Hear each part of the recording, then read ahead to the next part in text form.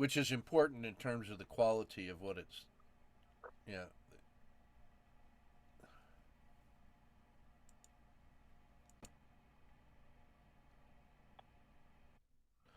Hey, good morning, everybody. Ken at Tortoise Capital. It is November 20th, 2022. I was checking to see what year it was on my screen, not actually the date, because I don't really have a reference for that anymore. But everything's good here in Kansas. Always pleasant to see you guys. This is Creativity 202, Lesson 22, checking in with Team Euro. And let's get our quick check in before we head into the sacred story space. Tom, how are you doing today? I'm good. It's cold, kind of cold. I brought my hat just in case my heat goes off, Yeah, so I'm ready.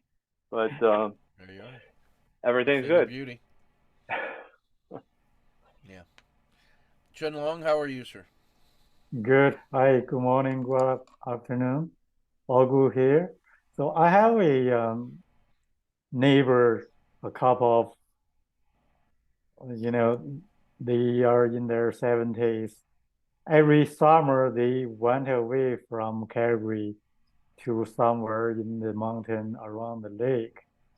Every winter they come back. I don't know what's special for the winter, but they did come back. Probably they for the sunshine, here. Oh, that's what I'm guessing. I never ask. I hope. Nice.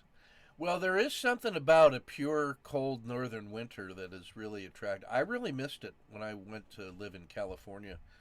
I dropped out of school and was going to become a script writer, when I was 21, and ended up as living in the slums in Santa Barbara, California, because that's how much money we had left.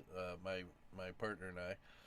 So we were committed because we knew we were committed because we put the van up on blocks and sold the tires, which is the only money or thing of value we had left, in order to come up with just enough money for 1 month's rent, and then was working as a security guard. And in Santa Barbara, California, it is 72 degrees every day, year round. Beautiful, sunshiny blue, and a gentle breeze from the ocean. And it is nestled in a little cove in these mountains. So every day, sunshine, beach, mountains, ocean. And after about a year of that, it absolutely drove me berserk because every day was exactly the same. It rained from 10:45 to 11 o'clock every morning for 15 minutes, just enough to let the plants grow. I couldn't. After a year, I couldn't wait to get out of there. I needed the miserable change of seasons that is Michigan. The cold, cold, the hot, hot. I just needed the change of seasons to feel connected to something alive. It was the strangest thing. You would think, well, yeah, 72 and beautiful. Nah, not for me. I need I need that walk through the cold where the inside of your nose is freezing and it almost hurts because the moisture in your nose is freezing. Yeah. And when you spit, you can hear it crack because it converts to ice before it hits the ground. That's about 20 below that happens Fahrenheit. I need that. The crunch of the boots on the very dry powdered snow. So maybe that's what's bringing them back, Chunlong. You get that in your blood. You can't. You need it. I guess that maybe that's it. I'm going to take that as my check-in. By the way, Okay. Kyun, how are you doing, sir? Yeah, I'm good. Thanks for that vision, Ken. You almost reminded me of Jack Kerouac's Off the Road, like he just went to California and he was doing all those things there. You know, I could almost see that it just came up, you know.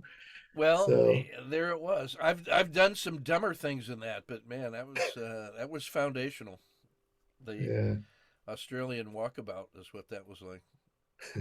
I had less of a plan than on that than a plan to go get toothpaste at Walmart.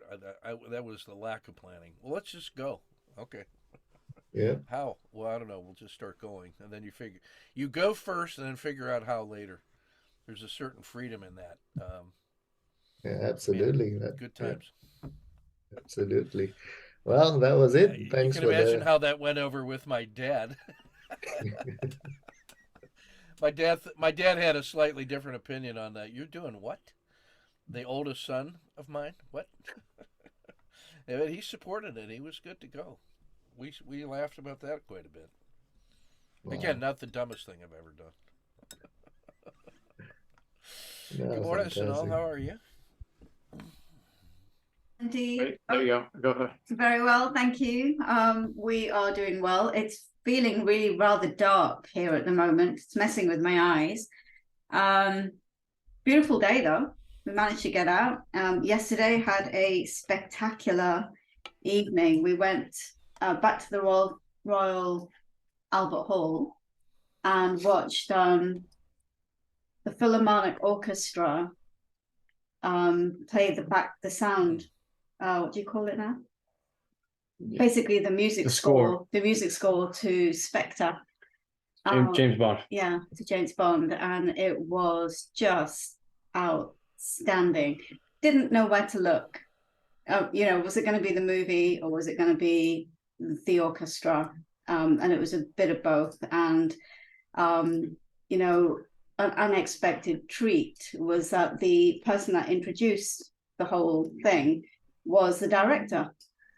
I was like really surprising. So Sam Sam Mendes. Mendes, yeah, phenomenal. I just didn't know what to expect. And funnily enough, when we got back, we decided, well, we'll have a cup of tea before you go to sleep. And we decided to put on, Jeff's been working through the whole catalogue of the James Bond movies from 1967. And I think you're up to 71. 1971. What was that one we started watching? Diamonds Are Forever. Diamonds Are Forever. We're halfway through, and it just didn't hit the mark. It just felt really. Yeah, it felt a little flat after that. It did. It's like you just wouldn't believe how it brings things to life. Just listening to the actual music being played, and I think appreciation might be my word today. The appreciation of the entire orchestration, from the timing. I mean, you had the conductor there and the timing in line with the movie, and you had like the sound guys and the lighting guys, and then just the number of people involved. Plus, as they were showing the film, people that were involved in the making of the movie were there too. I mean, we wouldn't have known who they were. Just lots of people filling up the hall, but I was sat there like this little speck. Just amazing. So feeling quite good. Yeah, I hope went up and won. I hope. Yeah, when you're in the movie, when you're watching the movie, if they did their job right, you're not even aware of the music with your head, but you can Right. feel it, and then Yes. it creates all of the mood and the tensions. And then when you listen to the music separately, you realize, holy mackerel, how does you can almost feel the dang the plot better without the visuals. So, I mean, they went for 3 hours. There wasn't go on, Jeff. intermission. Yeah. Go ahead. Yeah. Star Wars is like that too. If you ever get a chance. Yeah. They've Jeff, been how are you working. doing this morning? I'm good. Yeah, they've been working through a few of the different sort of popular, I don't know, series, I guess. Right. So Star Wars, I think, Bond. They're doing some of them. They've done some of the Harry Potter ones. They're doing Home Alone for Christmas. But it was really interesting to watch and take part in. And yeah, you didn't know where to look. You get lost in the film at times because the film's quite good. And then you'd realize, oh, wait, hang on, I want to be watching these, like the orchestra. And then you watch the orchestra for a while and then forget that the film was even on, So yeah, it was just a really, really special sort of experience. So yeah, that's all from me. I think we got the computer under wraps, although we made. Did they have the visuals? Yeah. Oh yeah, Did they have a visual display? So were they showing the movie with the soundtrack then? Yes. Now, Yeah. did they have the dialogue and stuff too? Oh yeah. Ah, Yeah, but yeah, the live accompaniment. Ah, got it. exactly. I see. Yeah, Okay. Even more so. yeah, Talk about that's total sense around right there, man. Yeah. yeah. It was great, and a very respectful audience as well. So Well, it was fantastic. Thank God for that. None of that filming, that got me. Yeah, yeah. None of that. If you ever get a chance to listen to Pink Floyd Dark Side of the Moon in a planetarium with a laser light show, Wow. wow, that will be an experience for you too. Because cool. all you can hear is the music and then the light, and you're just that's an out of body experience that is cannot be overrated. That's how powerful that is. I would like to see that. Yeah. Very good. I hope for me. Especially if you're in a special mental spiritual condition when you walk in. That's happened many times. But which is now legal in many states. I'm being told. Yeah. All right, I'm gonna go ahead. I'm gonna go ahead and hit the tones, and we'll see how, and we'll get on. See how we're getting on there.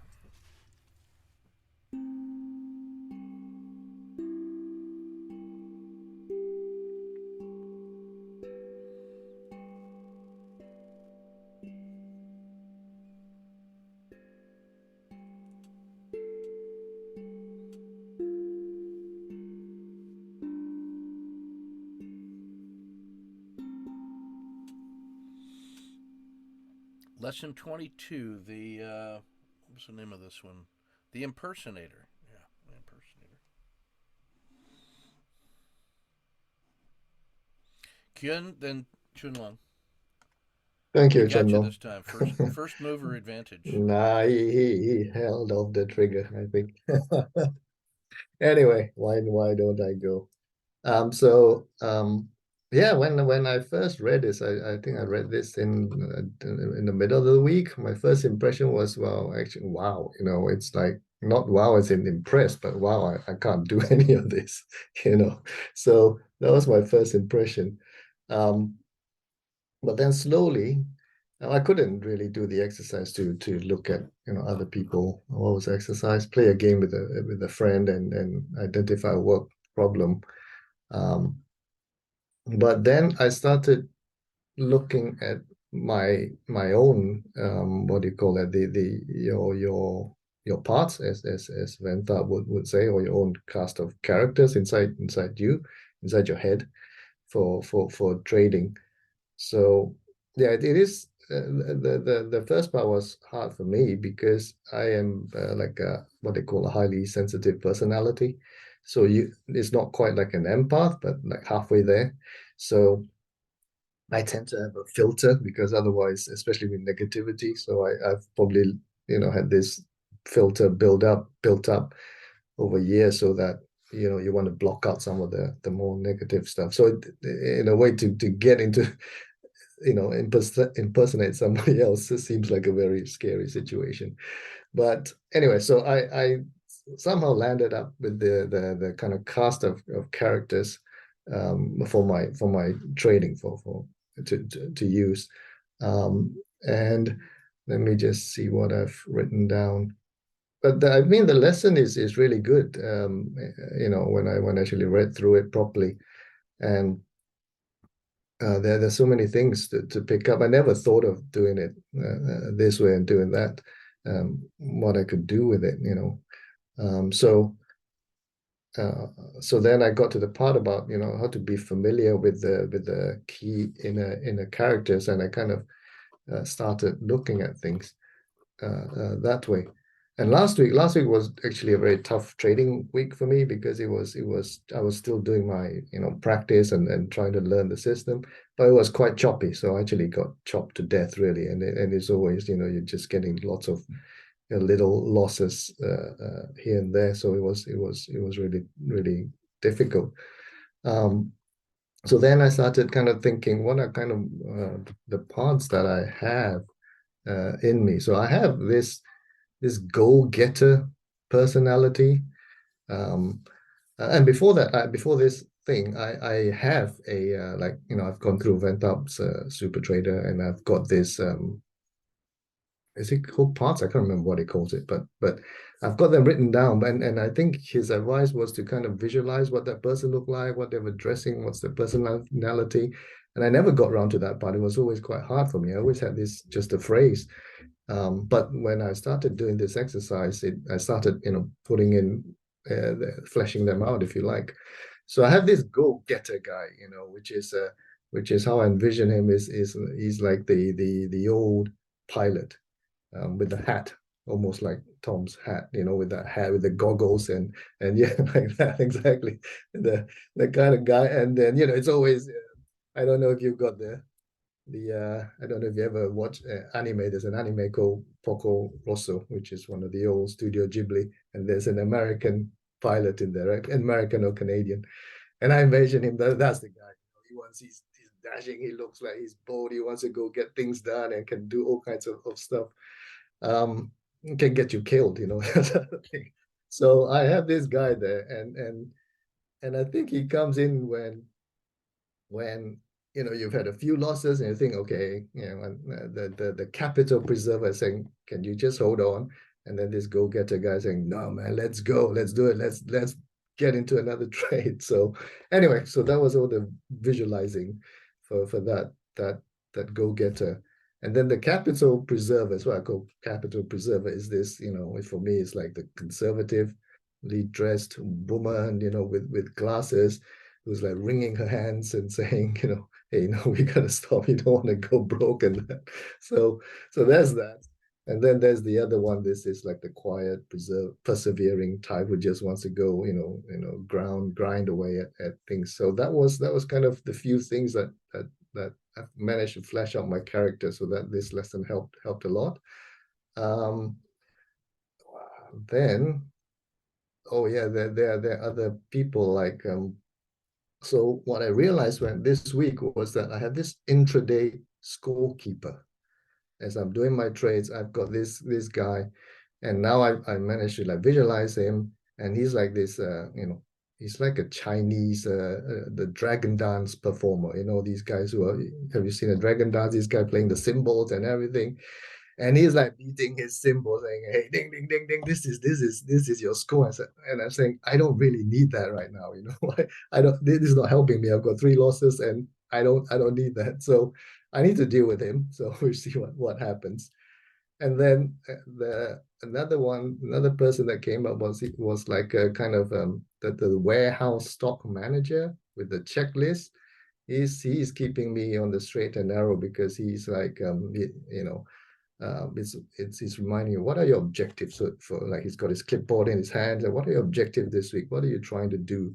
I'm trying for pattern recognition, right? You're not keeping score intraday. Forget about all that. You're pattern recognition. You're learning when to fire, when to see the signal. So that's the guy who's trying to remind me, and jumping in while the intraday scorekeeper is beating his gong to death, and trying to remind me, to stay cool and remind me what I'm supposed to be doing.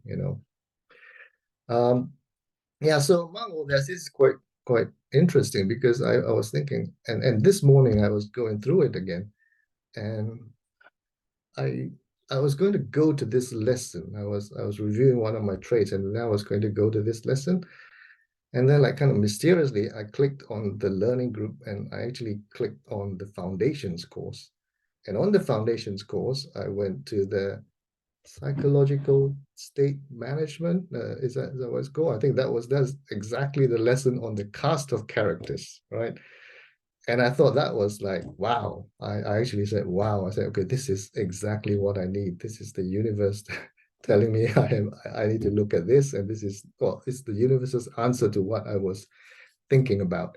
So I mean, I think, I don't know if you don't know, but Ken's cast of characters is like, he has the chief of staff, and then he has the scout, which is kind of framing the trade, I think, and then the worker kind of frames out the trade, looks at what it looks like, and then there's a person who is the entry. That's all he does. He does the entry, and for me, it's very helpful to have all this separation, so that when I'm doing the entry. And I think Ken said in that video that, look, you can't worry about losses and all that work is done by the worker and by the scout. Those are our jobs, and we've done it, and we've handed it to you, and all you need to do is enter. And so that was really useful for me, because I think that was one of my problems. I was kind of getting confused, not confused, but I was getting kind of trying to not feel too bad about, when you get the losses. So anyway, so then he has the foreman, the manager, no, fireman, sorry, the manager, the sniper. I think it's a very useful lesson. Um, and that all that before I even got to this poem. So, um, it kind of reminded me. I used to have a Lonely Planet guide to Egypt, and when you got to the page about the pyramids, they would give you a quote, like they would from some famous persons, and then they would say, this is a feat of engineering, so majestic and everything. And then they had a quote from the Egyptian guide, and all he said was very old, very big. And when I saw the poem, my reaction was very long. So, um, but it's kind of interesting that you have a poem in there, for well, I know it's a creativity course, but it's also kind of a trader course. So I thought that was really, really interesting. And the title says "Feel the Poetry," and I was just thinking, I said, it kind of connected with what I was thinking this week, which was kind of, maybe I need to be, when you think of the market and your trades, what are you thinking of? Are you in a battle? Is the other guy, other people, are they like the enemy, or do I need to be more like the market whisperer? How do you get in tune with the market and work with it? And I don't know. So I guess maybe this has some relation to that. Anyway, I actually went through the poem and I kind of looked at it, in terms of what characters is doing what when I am reading the poem. So the poem, it's in, I figured out it's what's called tetrameter. I don't know how. I mean, it says there in the commentary that it's a tetrameter, but basically, it's a tetrameter means it's like four meters or 4 feet. It's like feet. I think in poetry is similar to a bar in music. So one bar, has four time or two time or whatever. And to me, it looked like this poem is an iambic tetrameter. Okay, and iamb just means like it's got 2 syllables and the last syllable is stressed. So you read it like that. And so when I started reading it, at first it was really long, and I found it a bit, difficult. But when I started reading it, looking for the pattern and the rhyme in it, it was actually very fascinating.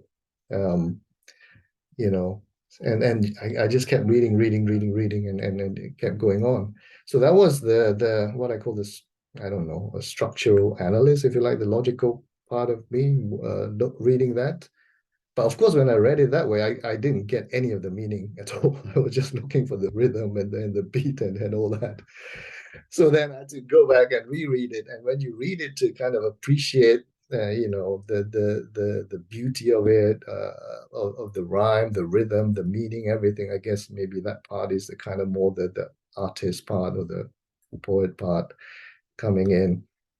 And when I'm reading to understand it, I think I said I'm reading it as like a meaning maker. You're making meaning out of the poem.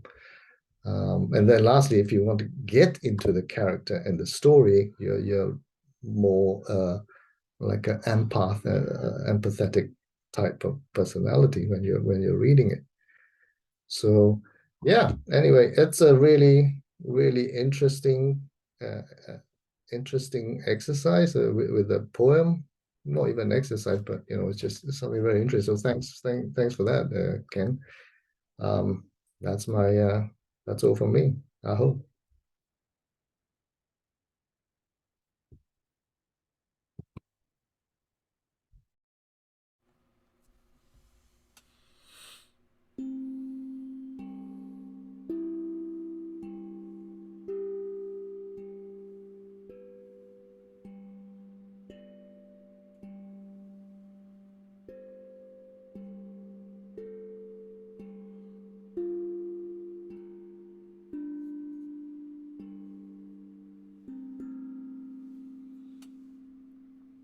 Jin Wang, ready?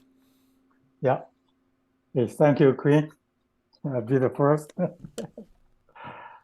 um, I will read my flashcard.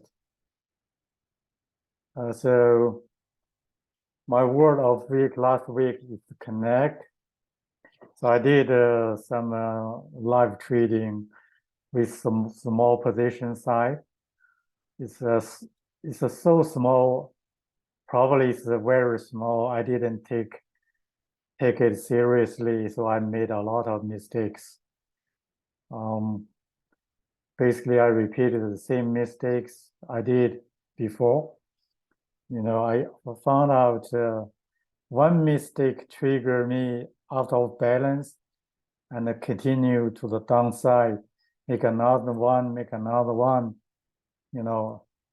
I didn't know that when I was trading. Just keep going, make mistakes. So I need to find out a way, write a rule, when I have to stop. Probably the pain is not serious enough to the death, make me stop.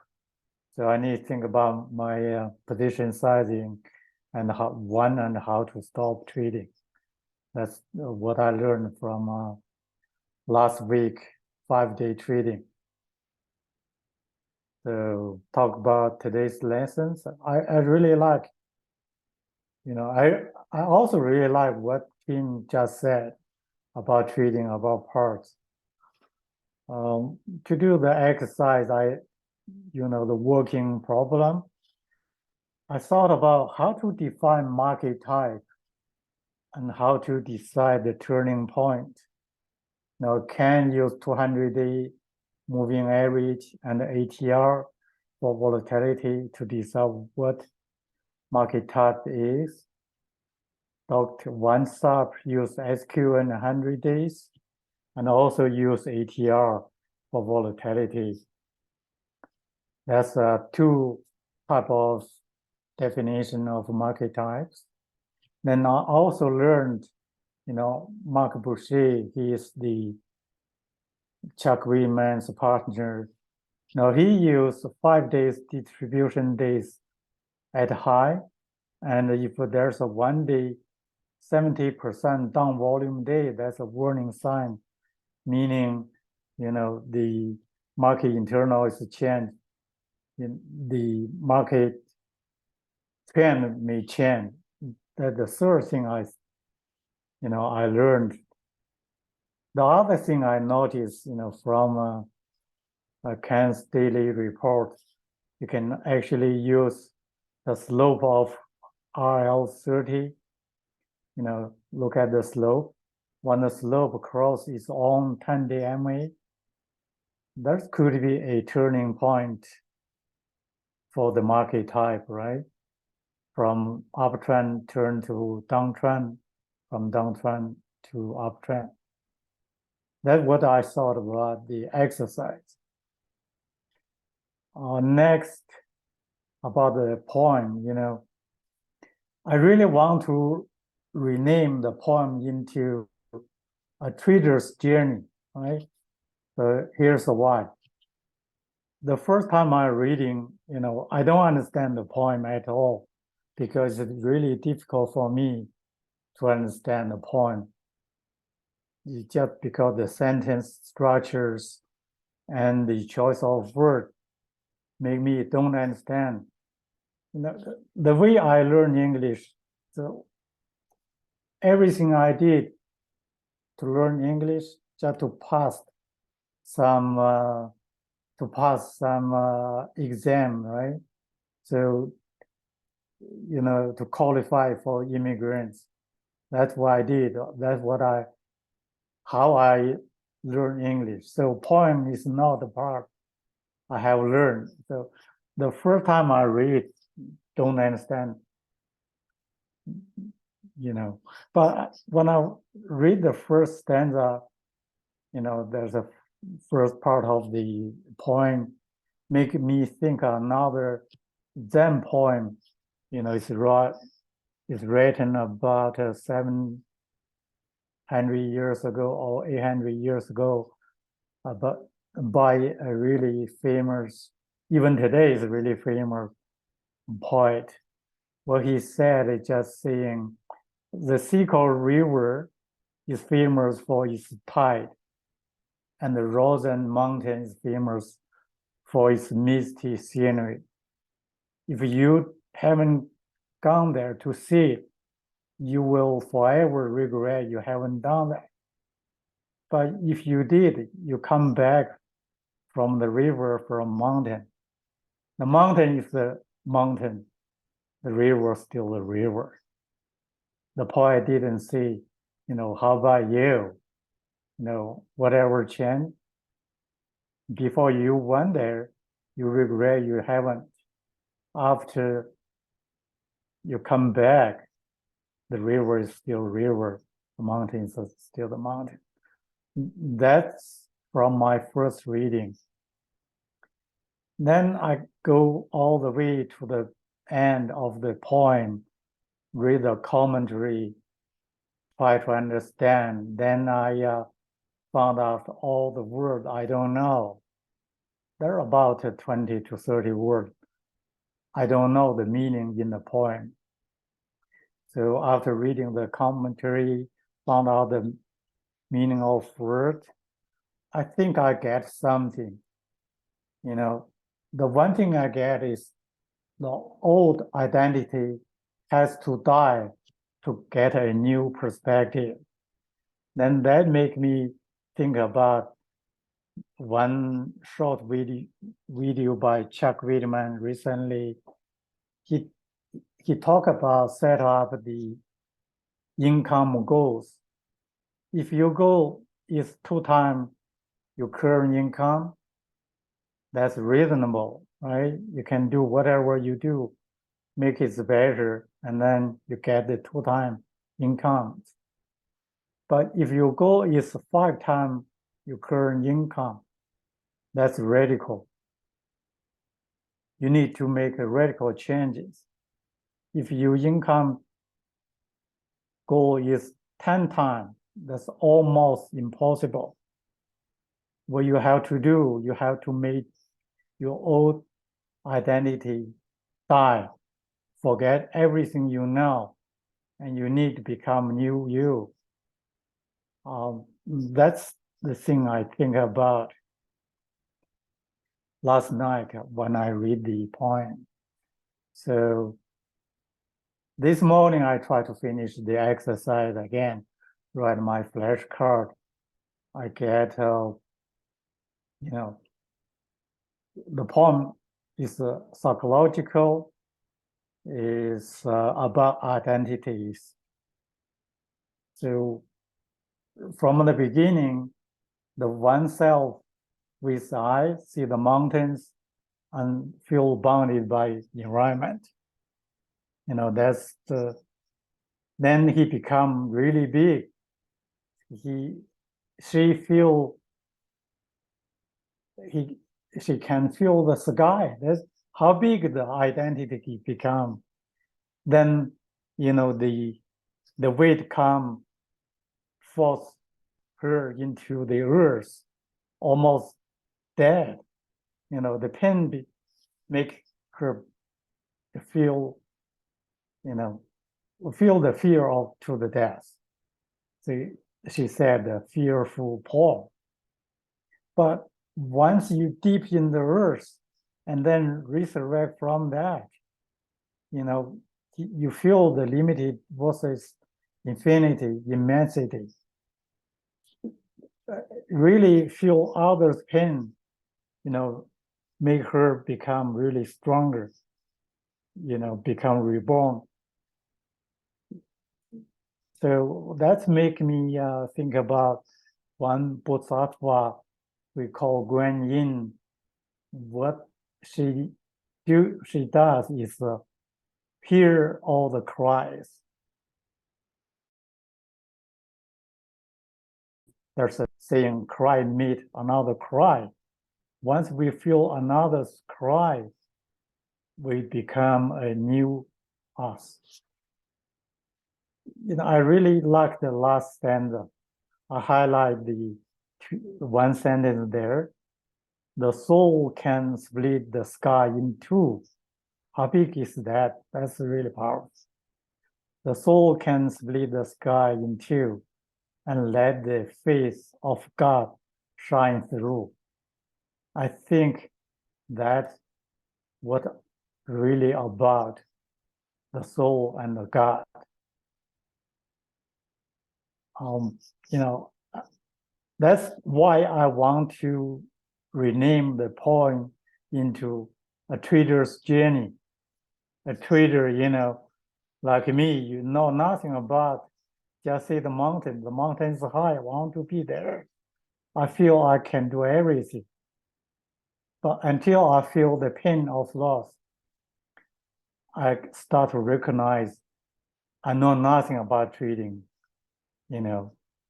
But the last part is I have to rise with the sun every day, rise from the pain of losses, loss of money, loss of dignity, loss of everything, brew that in the night. But when the alarm, start to ring, how to get up, start another day, feel the pain, feel others cry, and the soul can split the sky in two and let the face of God shine through. I hope.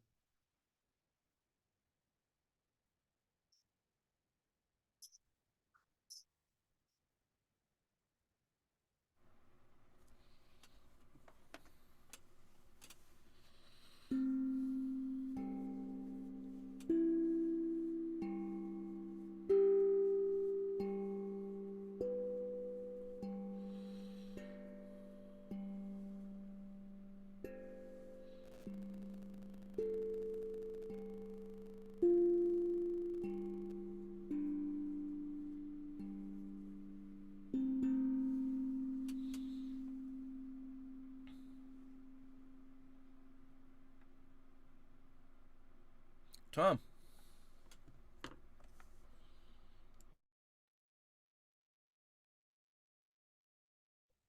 The Impersonator.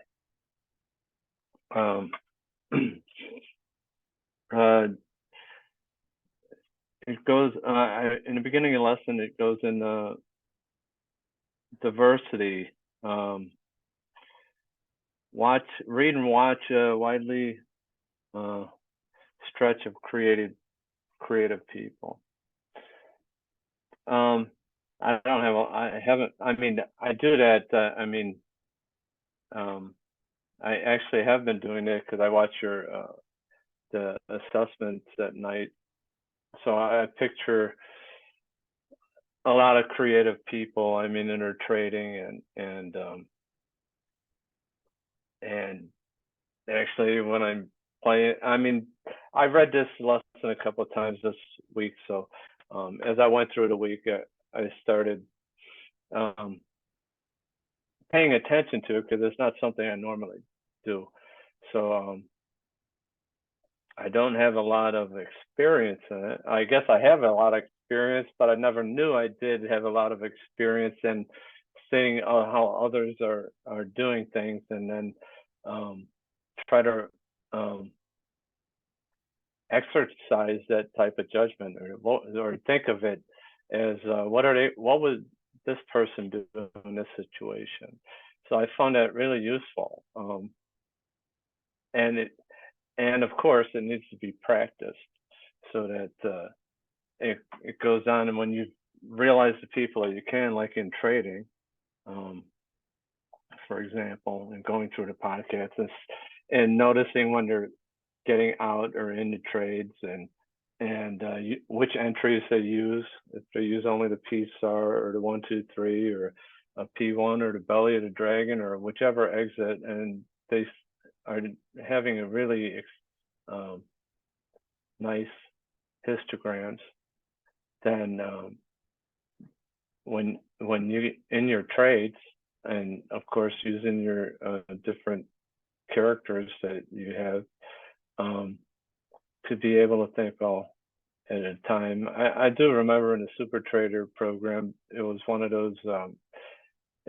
I don't know which lesson, but it was like standing on one side of the room and try to picture yourself outside of yourself and see yourself on that side of the room, and well, what would this person be doing in it, or being like an observer of yourself in the situation, and focusing on how somebody else would react in that trade, somebody that's successful.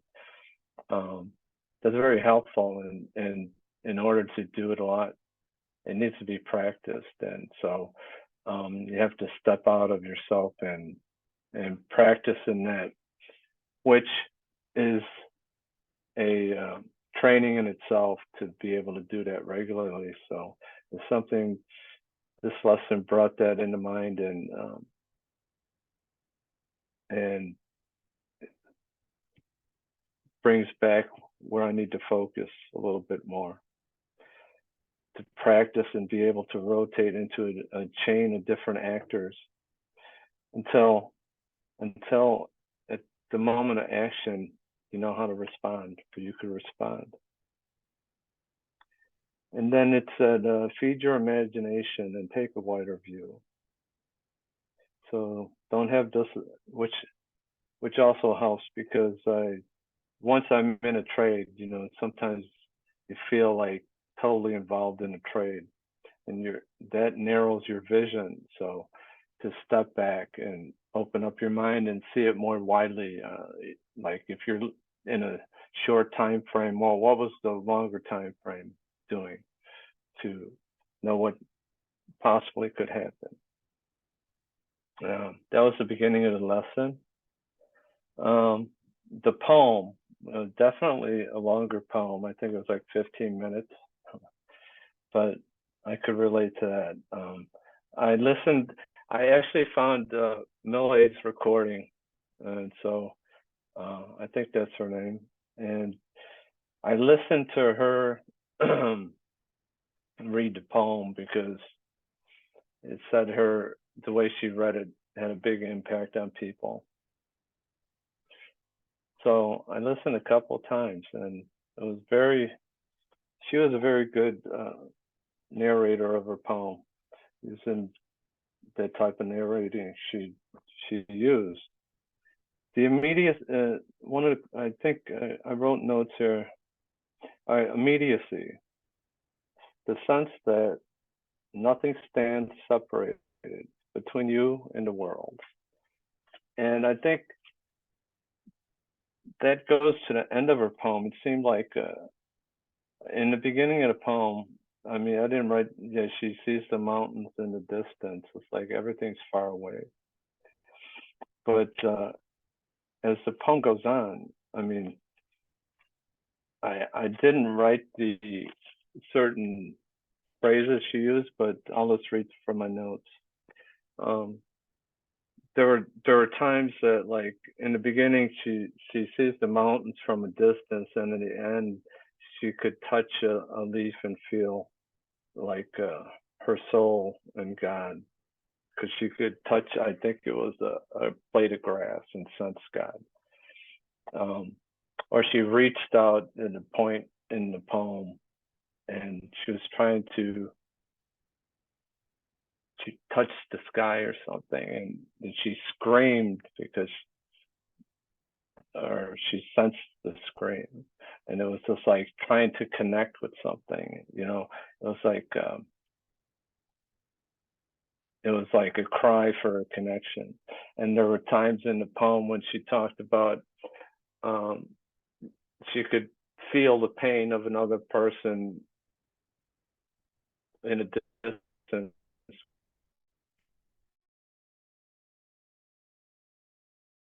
That sense of her pain.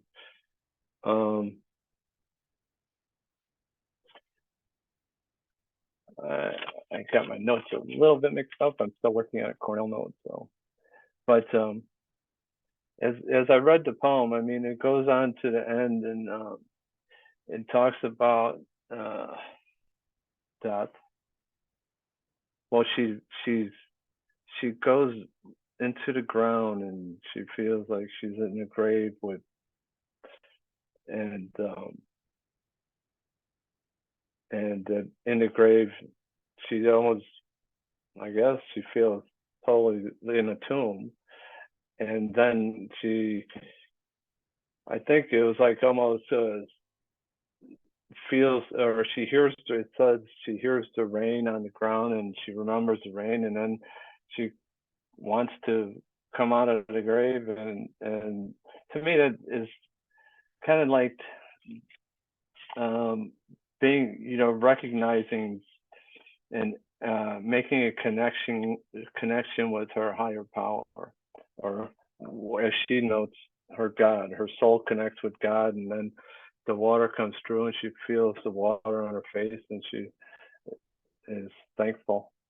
So to me, it's like being almost like reborn into a different person, or recognizing her soul. But I go on to, and I mean, I don't know if anybody knows of the observer effect. And well, the observer effect is being outside, you're being able to see outside. Everything is being run from the outside rather than being connected in it, so that you could see more clearly the way things are working. It's like I think I did read the commentary, and it talks about horizontal versus vertical, and I connect with the horizontal is the drama in me, like the emotional and mental, versus the vertical, which is your spiritual states of consciousness. So I mean, to really be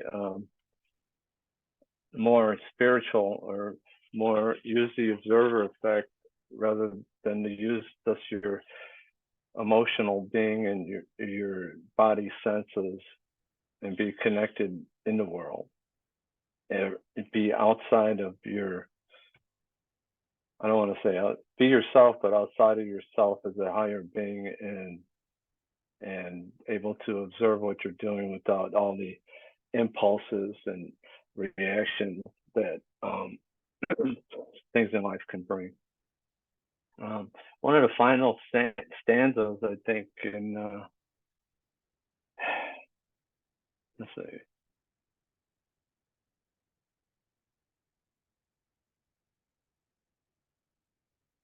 it goes, he whose soul is flat, the sky will cave in on by and by, but east and west will pinch the heart that cannot keep them pushed apart. And so I'm thinking about that. Well, if your soul is flat, it's not opened up as she opened up to her spirit, to a higher power, or higher being, to her God.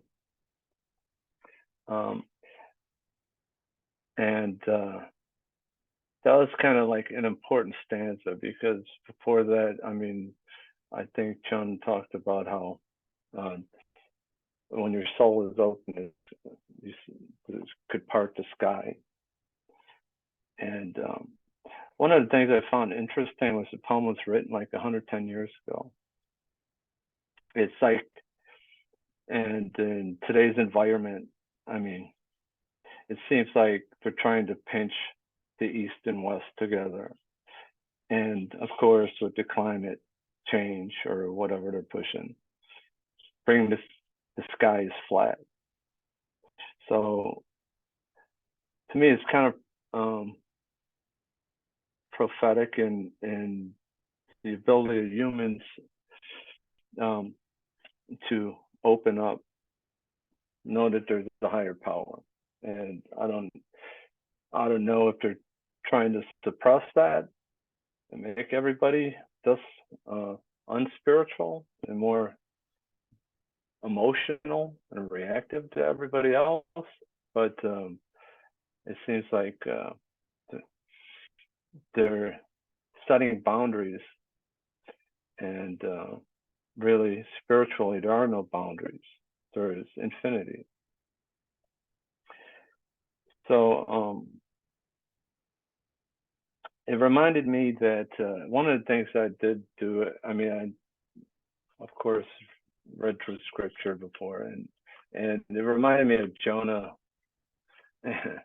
And everybody thinks he's swallowed by a whale, and for whatever, a lot of people do. But well, yeah, in the story, he's like, he cries out too. I mean, the biblical story in the Bible, it's the way it's written. He cries out, almost like he's in the tomb, and he cries out and recognizes something, asks for a release, or makes his cry to his higher power, and the whale eventually spits him out, and he goes on his mission to do what he does.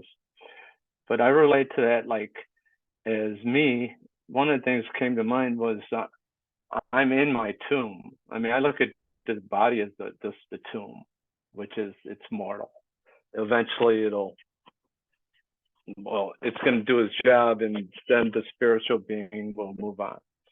But and so one of the things that came to mind this week, that's how I was thinking of myself. Well, I'm in my tomb, you know.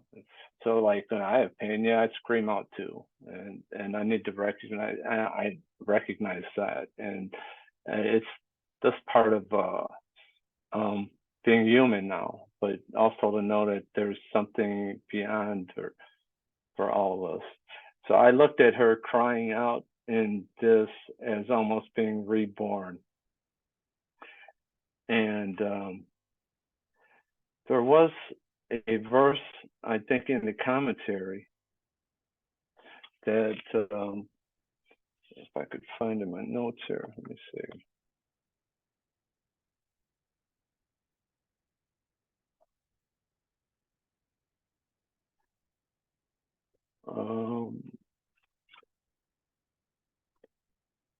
It was important because I wanted to take out one word.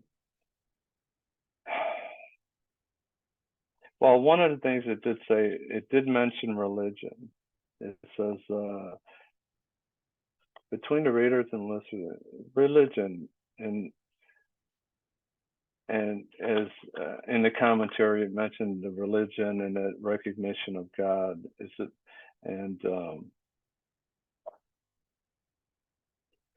it did say, one of the things it said is making us feel whole. And I would rather say, I would take the word feel out of it and just say making us whole.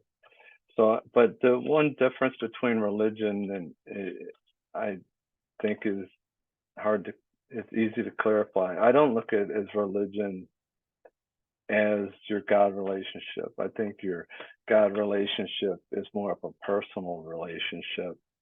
So that's in the commentary section. I would draw the difference that I think it's all personal. I think religion is kind of like a general term to categorize everything, where I think everybody has their own personal relationship with their God, or their spirit, or their infinite intelligence, or whatever people believe in.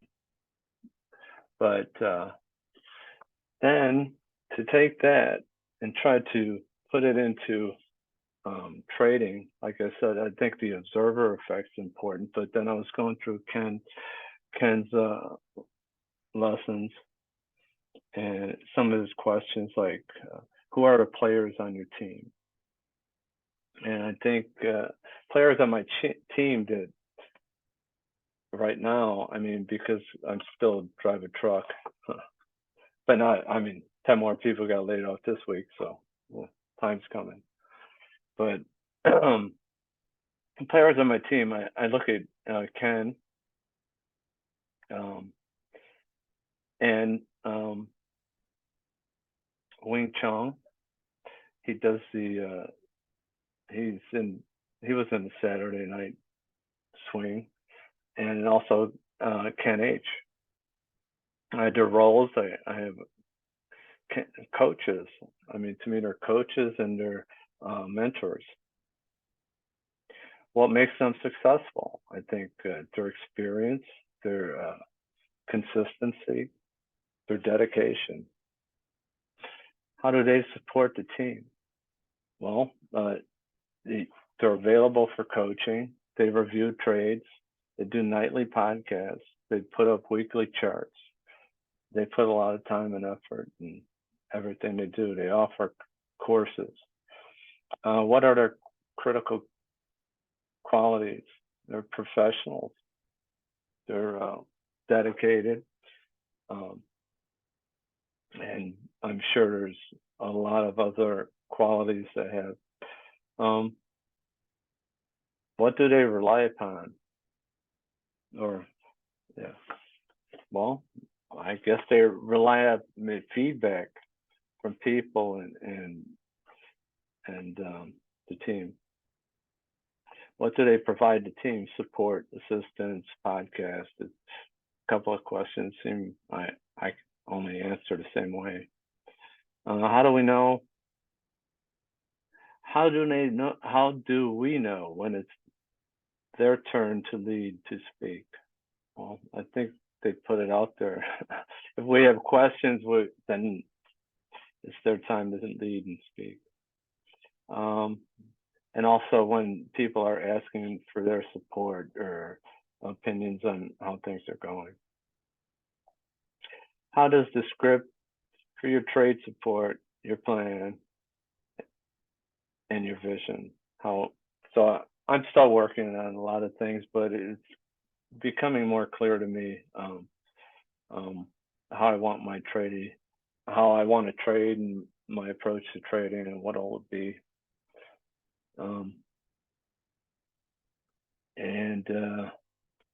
Yeah, this is a really deep lesson. I spent a lot of time on a poem. I mean, I listened like 2 or 3 times. One of the things I did do, I sent an email to my brother, who he's a writer, but we don't talk a lot too much. But I did send him an email about this because he's into poetry and stuff, and waiting for a response because I mentioned this poem and asked what he thinks about it, or how, you know, any kind of thoughts he has about it. So it opened that up a little bit. But a very interesting lesson. I think it feeds in a little bit with last week's lesson. And I'm really surprised and grateful at the way creativity is making changes and helping in trading. I hope.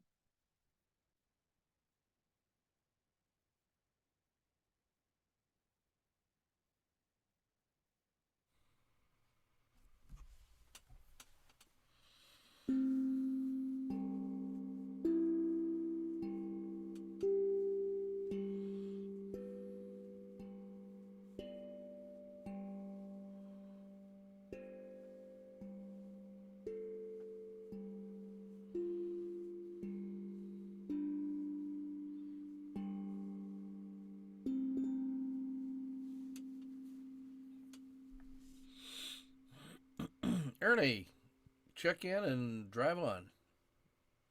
Hello, everybody. Sorry to be late. And I have to start by saying thank you to Chun Long and thank you, Tom. I kind of thought I was the only one that had these feelings. When I read the lesson, it was like an explosion. My thoughts went everywhere. And there were so many. And now I've got to go and pick them up off of the floor, off of the walls, off of the ceiling. I don't think I got them all. But it was it was interesting. So I'll start with Impersonator. I took Jeff and Bill's course on cryptos using the PSAR. I'm not saying they're impersonators. My goal is to be a successful investor. So I felt that at the start of the readings that I've satisfied, or I'm trying to satisfy the first key to building my inner library of characters by having investor models to impersonate. So that's Jeff and Bill for me with this course that I just took last week. So to impersonate them, I feel that you want to copy the mannerisms or whatever if you're going to impersonate someone, but I'm going to copy their style of trading. And that trading is based on rules. And they have given me their rules for the system. And by following their rules, I know how to get into the investment. I know how to respond to the situation that I find myself in. And it's based on what they do. It's not based on what I know, what's in my heart, what's really there. So I've satisfied the first key by finding a couple of people that are very different from me, much more creative, much more intelligent. And there's some people that I can learn from. But now I've got to make this library that I'm building, I have to make it fast to access. I think that was the terminology that was used. So I can't be spending my time asking myself, what would Jeff and Bill do in the situation that I'm in, using the rules that I've memorized. I need to act quickly, instinctively, and confidently in my investing. So I need to know why these rules are effective and what methods of planning and plotting that they employ. So I have to go through the research, the back testing. I have to do the work. I have to get down and dirty with those rules. I have to make them part of me. I have to be intimate with them. So the best example that I can think of, it's like being at a ball game. I'm there to watch the ball game, but I'm going to take my mind off the game, talk to my friend about getting a soda and a hot dog. Meanwhile, the batter has hit a foul ball. It's coming at me while I'm trying to decide what I'm going to order. I don't have time to think about that order. I don't have time to be thinking about what I need to do. I need to put my hand up, stop the ball. I need to just do it. And I think that's what I really got from the first part of this reading, that Bill and Jeff have, that they're, I'm gaining from them, and they have gained from Ken, from Van Tharp, from all these different people. They have stood on the shoulders of great people, and now I get to stand on their shoulders. It was kind of a neat thing to think of it like that, and so that was neat. And I also want to go into the poem. When I was in college, I was exposed to Sylvia Plath and Edna St. Vincent Millay. I thought they were amazing, extremely talented women. And I was so sad to learn that Sylvia Plath had committed suicide. I don't know why, complete stranger. I'm just in college. And it was an interesting experience. And so in the English course that I'm taking, it was just amazing experience to be exposed to that. And I was intrigued with Edna St. Vincent Millay. She called herself Vincent. Bugged everybody, they didn't like that, but that's what she did. And then she published under the name of Nancy Boyd. She was very successful. Her publisher begged her to use her real name, and she even offered to double her fees. But Edna St. Vincent Millay refused. She just had such confidence in herself and she was just such a strong-willed person. And I read this poem as part of a class assignment. I was, I think, 20 years old, and to find out that Edna St. Vincent Millay was just 20 years old, I mean, this woman came out of the womb with talent. It was amazing. You know, I was just blown away by it. And to be honest, poetry wasn't my thing. I considered poetry to be, you know, roses are red, violets are blue. And I never would have read this poem on my own. You know, I had to be forced to do it. But it was an amazing epiphany for me to discover the power of words on paper. I just, it just wasn't part of my part of my knowledge.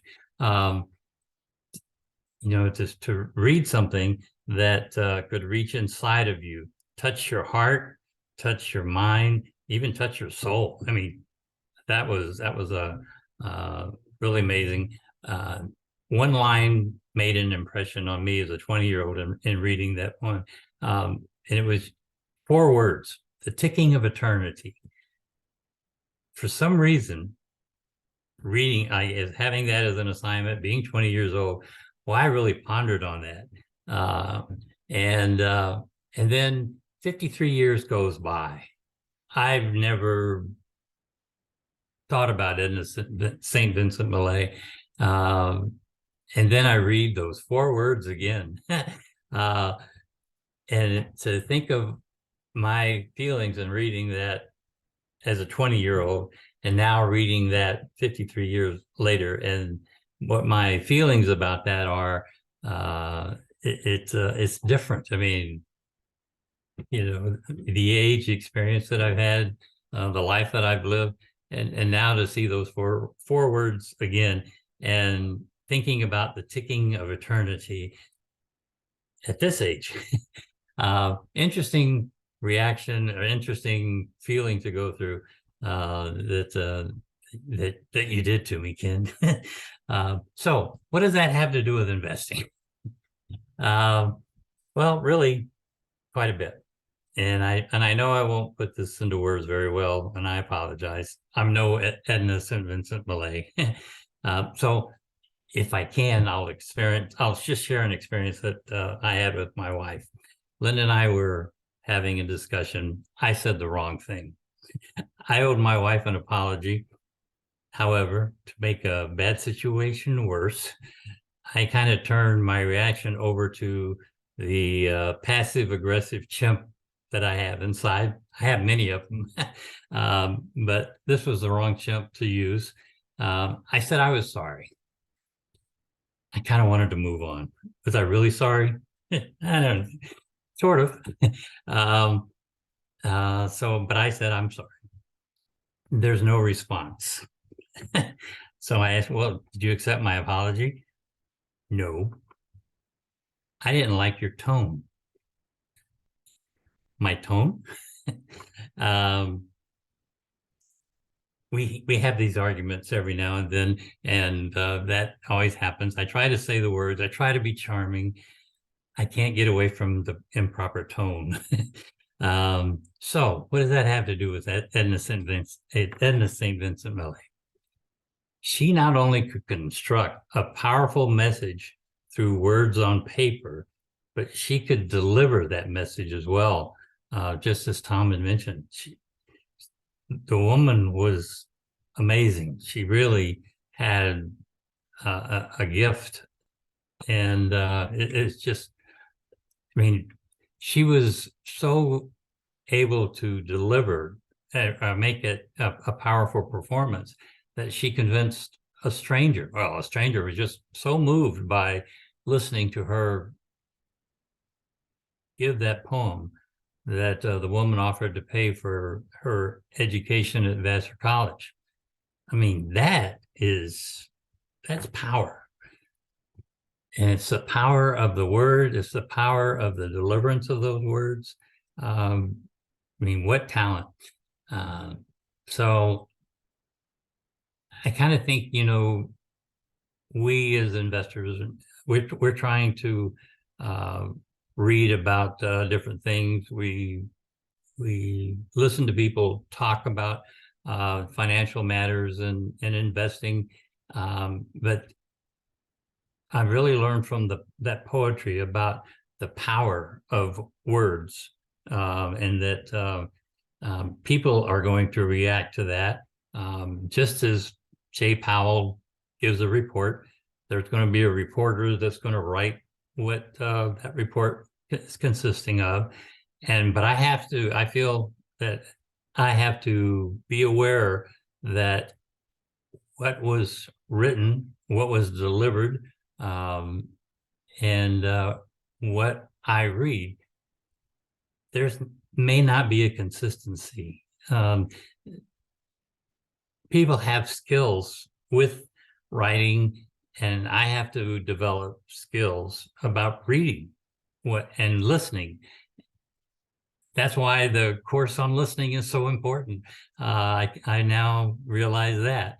I can see how that's very important. And so we have to develop skills in listening. We have to develop skills in reading financial reports and financial statements. And just as we have to develop an ability to appreciate poetry.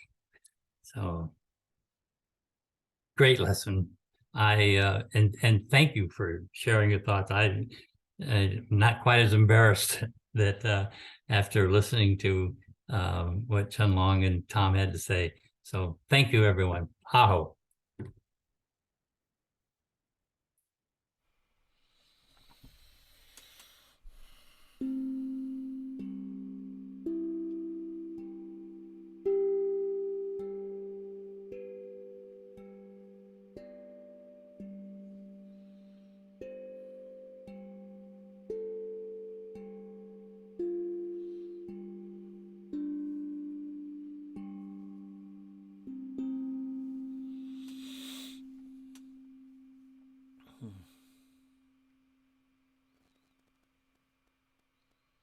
Yeah, I'm looking at you two.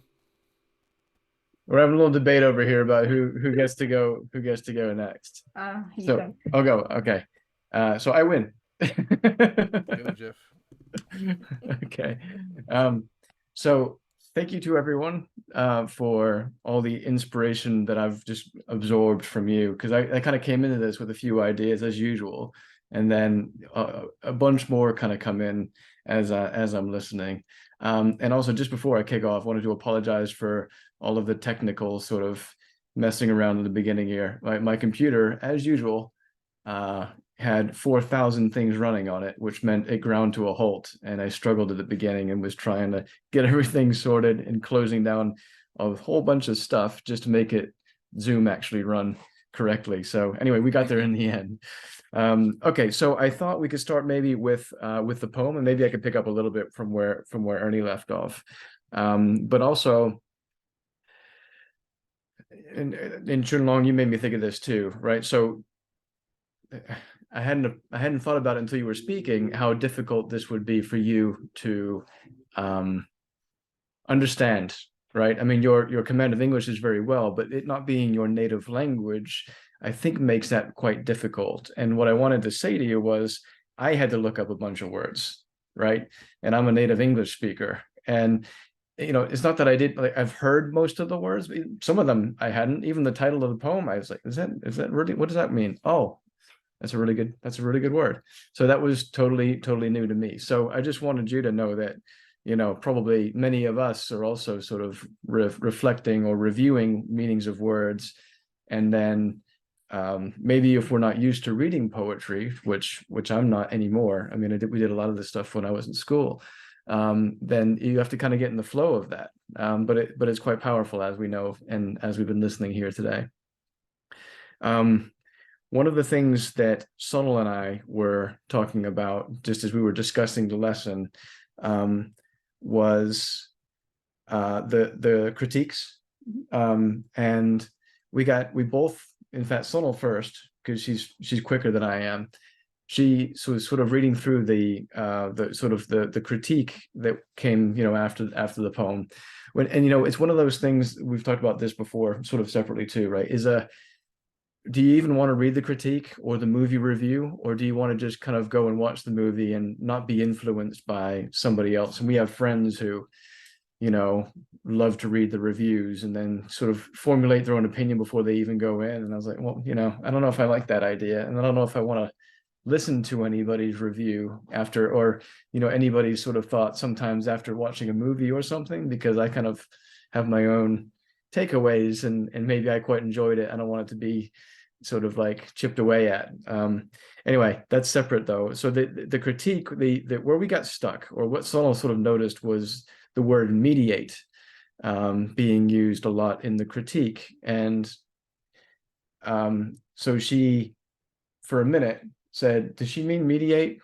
Was it a she, or was it the guy? Whoever the critiquer was. Yeah, did they mean mediate or did they mean meditate? Because meditate kind of fit within the original context of like the first time it was used within the critique. And I was like, I'm not really, it's probably mediate, but I see what you're getting at. And then it was all over the critique, right? There was mediate, and then there was immediate. And I started thinking about the root of the word, you know, mediate and media and medium. And of course, that's what the critiquer was sort of getting at as well. And just sort of got a little bit stuck, not stuck, but just kind of off on these little tangents, which is the power of actually, you know, paying attention to people's, you know, critiques or reviews, are, you know, getting those insights that are so outside what you may have come across, right? So seeing the other side of that coin was certainly interesting, and I really enjoyed the poem. I also sort of thought, oh my God, how long is this lesson? Yeah, because sort of Kyun mentioned too, when we first got there, I was like, wow, that's a long poem. Oh man, there's all kinds of stuff after that I'm gonna have to absorb. But actually really sort of enjoyed it, and enjoyed the poem. And I think we've been through a lot of the learnings from the poem, and I'm sure everyone has their own sort of slight take on it. And you've all given me some slightly different insights to that too, you know, with regards to sort of like the rebirth idea, and I almost missed this little part here. One thing that, Kian, you made me think of, you mentioned a battle, and sort of, and I'm going to try to like link this through to, you know, to trading and battles, and, you know, is trading a, you know, is it, you know, us versus the market, or, and then I don't know, for some reason just today, as you were talking, I started thinking about it, and this is probably nothing new, but maybe it's a slightly different perspective. You know, as being that that observer that I think Tom mentioned as well, the observer effect. And if you know, it's not necessarily that, you know, it's not me versus the market, or, you know, us, all of us, you know, as the team versus the market necessarily. Really, you know, if we want to sort of elevate that little thing a bit higher, I just started thinking about it as, well, you know, you've got this battle going on, or this war, whatever you want to call it, between buyers and sellers sort of all the time. And, you know, if you can kind of picture yourself from a high vantage point, like up on a hill or in a plane, or even as sort of like, you know, a mystical figure or God above, just sort of like watching all of this play out, and then taking that time, that eternity piece into thoughts about it. You know, and that this is just a small battle, right? So this little battle that we're experiencing today in the markets is just one of those battles. There will be, in fact, there's thousands of other ones going on at the same time in different markets, and then there will be more tomorrow. And then if we think about it wider, there's these larger sort of fundamentals going on, these influencers who are not the guys on the battlefield. These are not the soldiers. These are the guys, sort of the generals, and then, but then even above that, like the guys, the politicians, and the guys who are maybe emperors, or maybe in more modern times, these are the guys that have the money or the influence, or they're trying to come across, or they're trying to push for something, right? And so that's sort of like the bigger thing. And then we've got all these little mini battles going on all the time. Anyway, but if you think about that from just buyers versus sellers, and you elevate yourself above and you're looking down at these buyers and sellers, and they're sort of just moving around all the time. And I started thinking about it like a football game, an American football game, where, you know, you're moving that sort of that line just all the time. Like, you know, the offense moves forward a few yards and then it gets pushed back. And then it's just sort of this battles just go on sort of constantly. And if you think about it as where am I in that picture? If I think about me in the markets being that sort of observer, and in theory, that sort of unbiased observer, just sort of watching all of this take fold, and then recognizing some patterns, and then recognizing some strength, or recognizing when one side's maybe gone too far, and oh yeah, they're not going to take that. They're going to push back now, you know, like a Z3 excursion or something, you know. And really, what am I trying to do? I'm just sat there trying to observe and figure out, well, who's got the advantage here, and can I take part in it some way, right? Can I back one side for a minute to get like a little piece of that maneuver, a little piece of that move, and capture a little bit for myself? And so now it's not me versus the market, it's me being the quiet observer, watching this whole drama unfold that has been going on forever and will continue to go on forever. And I'm just kind of dipping in and out when I've got a slight little sort of advantage there. Okay, anyway, that was my little weird battle tangent. The other thing I was thinking about was what some of you have talked about already as well, that sort of parts analysis. And we talked about it before. And we've talked about like the different sort of personalities, maybe, you know, inside your head. And what the lesson itself made me think about this time. And this is sort of it's a blend of the two exercises in a way. It made me think about sort of like a boardroom. Like we've all got this little boardroom in the head. And it's you got your different guys in the boardroom, and what do we call that? Archetypes. Mm-hmm. You've got the different archetypes, but then you could also have these different boardroom guys, and it made me think about, you know, like how hedge funds work, or within the STA. I recently took over as chair of the investment committee, and what that basically just means is that the STA has been around for a long time, and it's actually got a bunch of money stored away that it's managed to save up.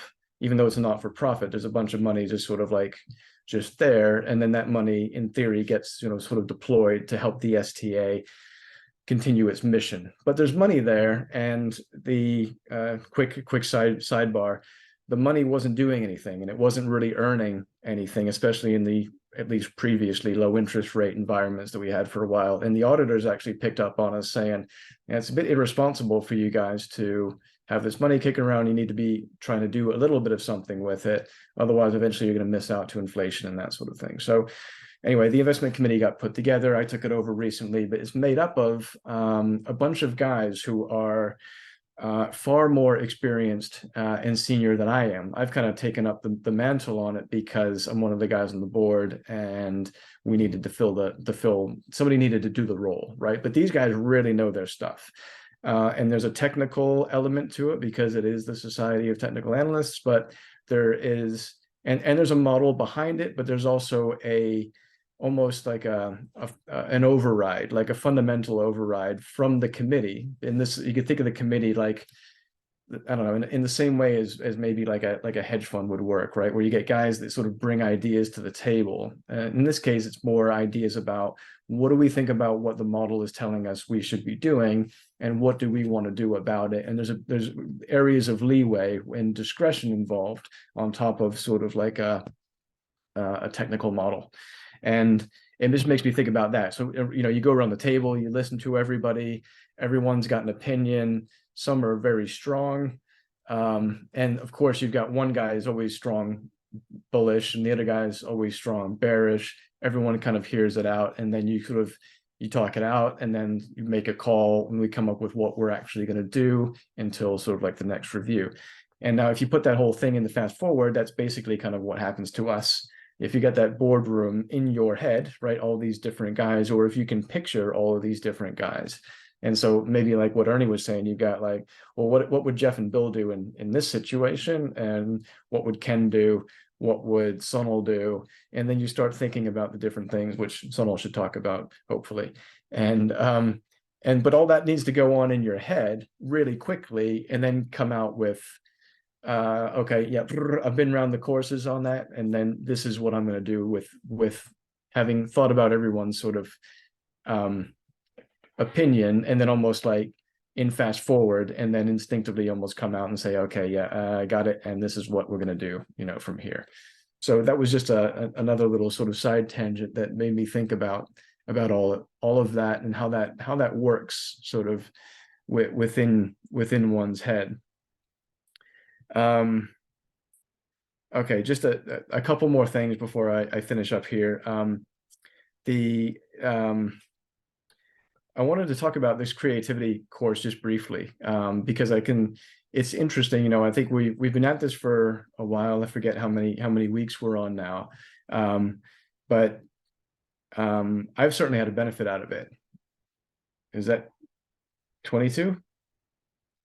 Okay. So I've certainly had a benefit, from it myself. And what's interesting is that I can see the benefit in you guys, which is a little bit interesting to see. Like I can see how we've all sort of changed through the process. Like the guys that are talking today are different from the guys that were talking on week one. We're trying to figure out what this whole thing's about, right? And so number one, I think that's really, really cool and interesting. And thank you, Ken, for bringing us on this particular journey. I also, like I talked about it, I did this podcast a couple of weeks back for Alpha Mind, and it was released this week. And I kind of forgot what I said in it, and I haven't brought myself to listen to it yet, because you know what it's like, nobody likes to listen to themselves talk, and I'm almost like a little bit too cringed to listen to it. But I'm pretty sure I mentioned this workshop in there. Did I mention it? Someone's listened to it. I haven't. Yeah. So I mentioned the benefits of it, like in the podcast, because it's true, right? And so I think it's really interesting, and I've noticed it more today than I have on other days, to see how everyone sort of has been growing there, which is just very, very cool to see. And then I thought I could just round off this whole sort of diatribe, which is slightly unstructured by me today, with something related to what Tom Sullivan was talking about. Tom, you kind of like, you made me think differently about the poem, and so coming back full circle, maybe Enzo style, to that, the body as a tomb was something that I hadn't really sort of considered. And I thought that was powerful and interesting. And I think, I don't know if I'm reading this if I'm remembering correctly, but you say eventually, like, the body will be used up, the soul will move on, for example, right? And a fun quote that you made me think of, that was from another writer. So we'll pull that back in. Hunter S. Thompson, if you guys know him. Fear and Loathing in Las Vegas, if you haven't, that's sort of like the popularized version of, but he has many different works, and he's got many different quotes and stuff too. And anyway, there's a quote that Linda Rashke sent around one time, and it just really struck me, and I've captured it, and I may have said it before. If I have, apologies, because I just kind of stick it in the forefront of my mind sometimes. And so here's the quote: "Life should not be a journey to the grave with the intention of arriving safely in a pretty and well-preserved body, but rather to skid in broadside in a cloud of smoke, thoroughly used up, totally worn out, and loudly proclaiming, 'Wow, what a ride.'" Aho.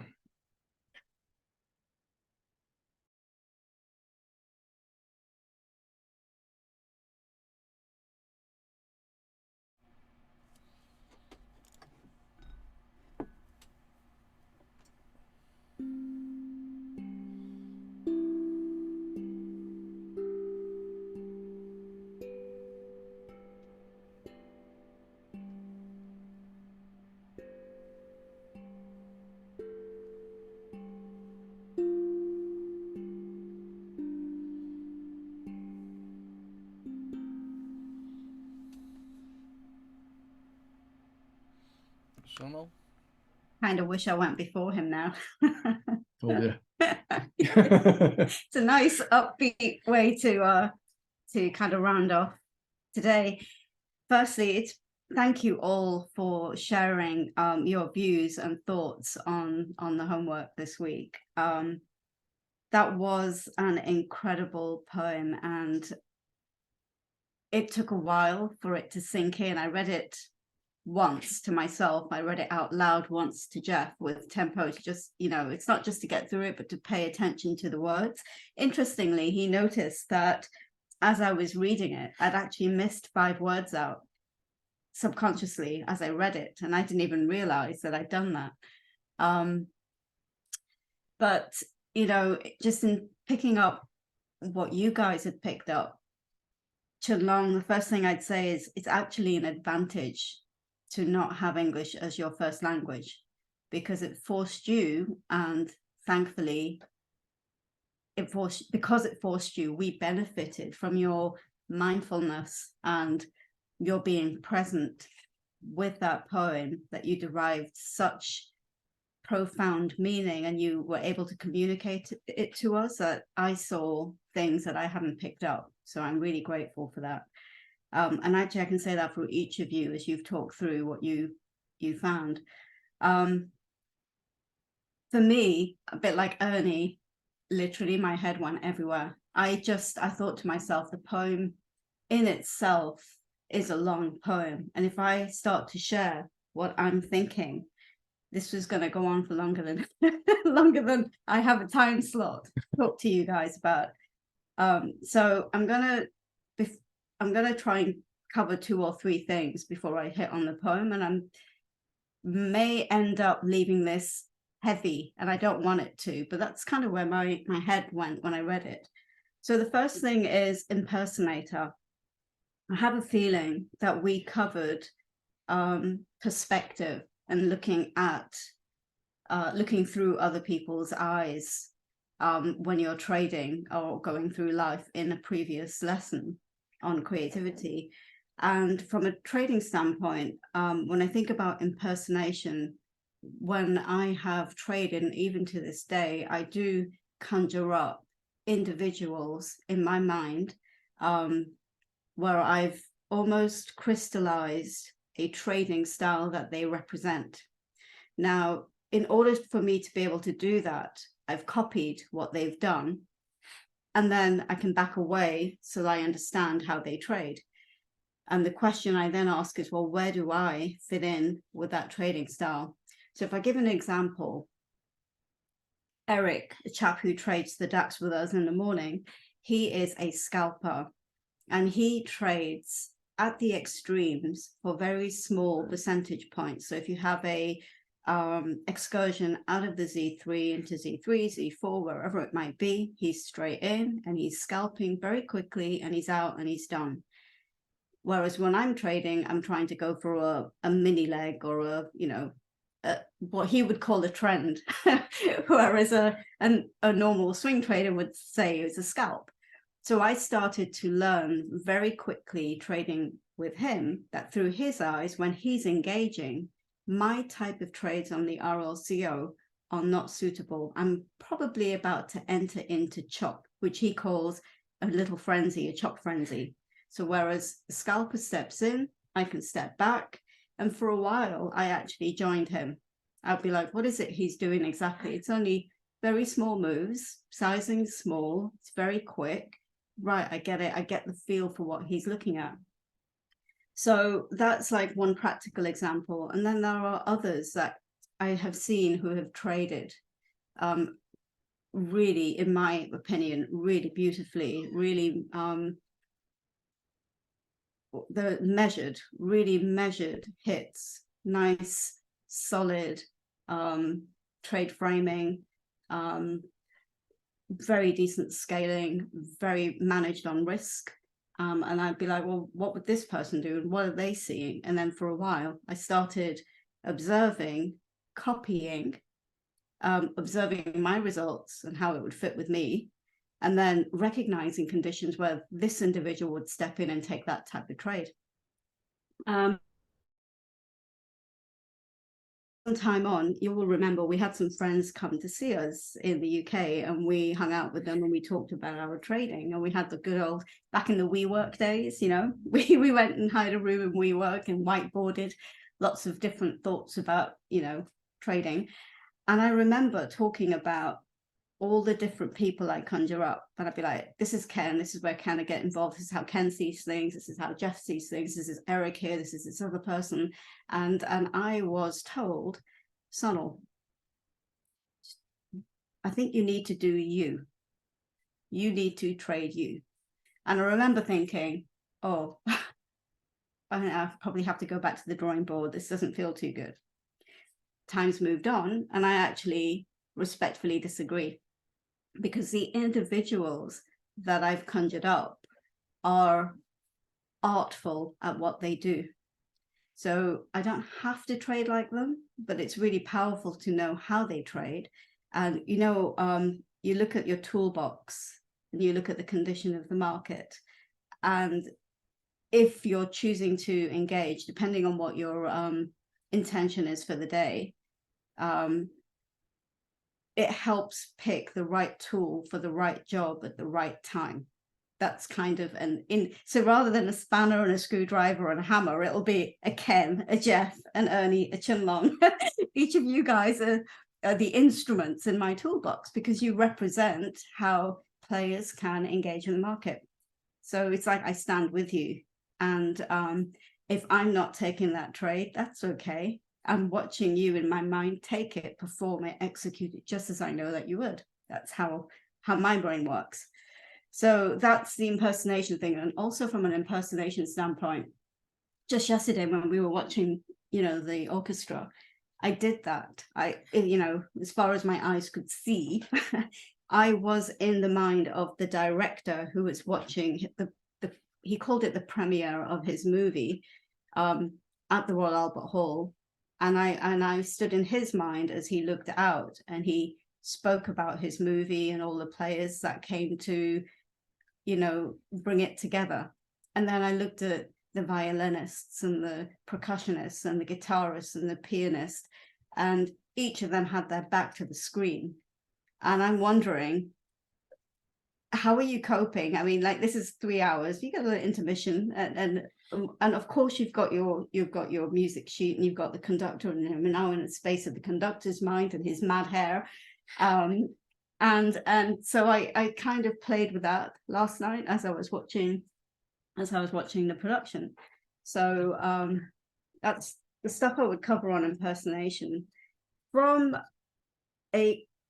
just a reaction to something Jeff was talking about, and I'm aware that I talk a lot about being a little resistant to critiques and commentary and other people's opinions, and I'm so self-directed. I kind of have to temper my kind of, I have to put a lid sometimes on my own opinions. And there's the lid is sometimes other people's opinions and commentary can be for good. And I can learn something, I can get a new insight, as has been demonstrated by you guys today with what you've learned from your read of the poem, right? But where you just took me, as you were talking about, you know, your insights, was I'm back at university in my first year, and I typically, knowing me, take a course that's, you know, it's just not beyond your reach, it's a real stretch. And so I decided to study not just law, but I studied French law and English law, and that in there was also a French language component, because obviously to study French law you need to speak the language, right? So they took me into this room, and there was like, I think it was 9 people that took that course at that university at that time. 8 of them were bilingual, right? I wasn't one of them. I speak a different language. It's not French. Oh my God. But anyway, no, I do speak it, but not from a mother tongue standpoint. And we had to pick literature. Like, there's a French teacher that came into the room, and she brought a cardboard box, And she said, all right, everybody go in, reach in, pick a novel. I want you to take this away, read it in a week, come back, and your job is to get up and do a précis, just in French, talk about what that book was about. And I'm like, oh crap, you know, French novelists, very accomplished, but really heavy.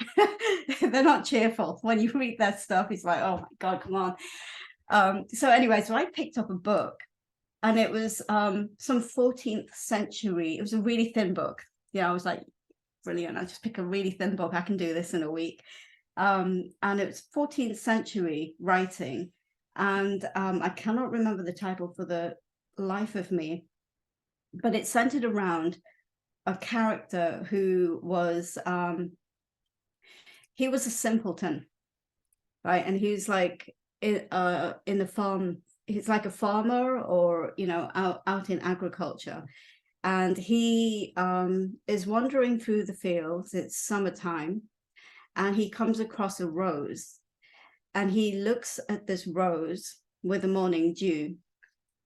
And there's this piece in this book where he is moved to tears by the beauty of this rose, and that he looks at it, he feels it, it's velvety, he smells it, he lets the water moisten his palm. He is just moved by the beauty of this rose. And there are people that walk through the field and come across him, and they sense that this guy gets it. Like there's something about him that he really understands things that he hasn't been able to communicate. He's just moved. He's emotional. So it turns out that these guys are artists. And so one chap takes a photograph of it, and he says, you know what? You are such a beautiful soul. I need you to come to my gallery in whatever period of time it was. I can't remember. It's such a long time since I've read the book, but let's call it, you know, 2 months from now. And I'm going to paint this rose. And I would love for you to come and critique my painting. Everybody who's anybody is going to be there at this gallery. So he goes to, you know, he's humbled. I mean, he hasn't got the clothes. He's just like this simpleton. And he goes into this really grand gallery. Everybody's suited and booted and looking their finest. And he turns up, and there is this painting on the wall, and it's covered by a red curtain. So they pull the golden cord, and the curtain comes away. And he's there looking at this picture. And it's a 2-dimensional picture to him, and he doesn't feel a thing, not a thing. He just looks at it, and he's like, what do you want me to say? And he's not a rude man. He's just like, don't get it. And he I can't remember the phrasing, but what comes across in the book is he just didn't feel anything. He just didn't feel anything. And the critics around him then started to offer their opinion. Well, who is a simpleton? Don't you understand the oil strokes with the palette knife, and this technique and that technique, and this canvas and that paint? And so they were educated into appreciating and educated into understanding what art and beauty must look like. And this guy was just dismantled, and he went away back to the field, and the story ended. Great, thank you, France. That's what I thought. Why did you make me read that? And I had to get up and tell that story to the people in the room. Get this, when I did this, the teacher told me I didn't understand the story. And I'm like, we will agree to disagree, because mate, you didn't get it. You didn't. Maybe my French wasn't so good, but you didn't get it. Anyway, so critique. So now to the point of the poem. And oh God, so when I read this, I immediately I'm right there with the writer. I'm right there with the character. And I'm drawing the line all the way around 360 and back in that first stanza. I can see the mountains, I can see the wood, go back round, and I'm there. I went up to the sky, back down to the ground, I'm in the earth, and I think of one of your Fish songs, The Dirt. I want to be beneath the dirt. What's the line? I want to live beneath the I dirt. want to live beneath the dirt. Would you mind? Quiet place to move and breathe is all that I would ever need. Yeah, a quiet place to move and breathe. That's all that I would ever need. And I thought, okay, so I've just done that with this writer. My God, what am I reading here?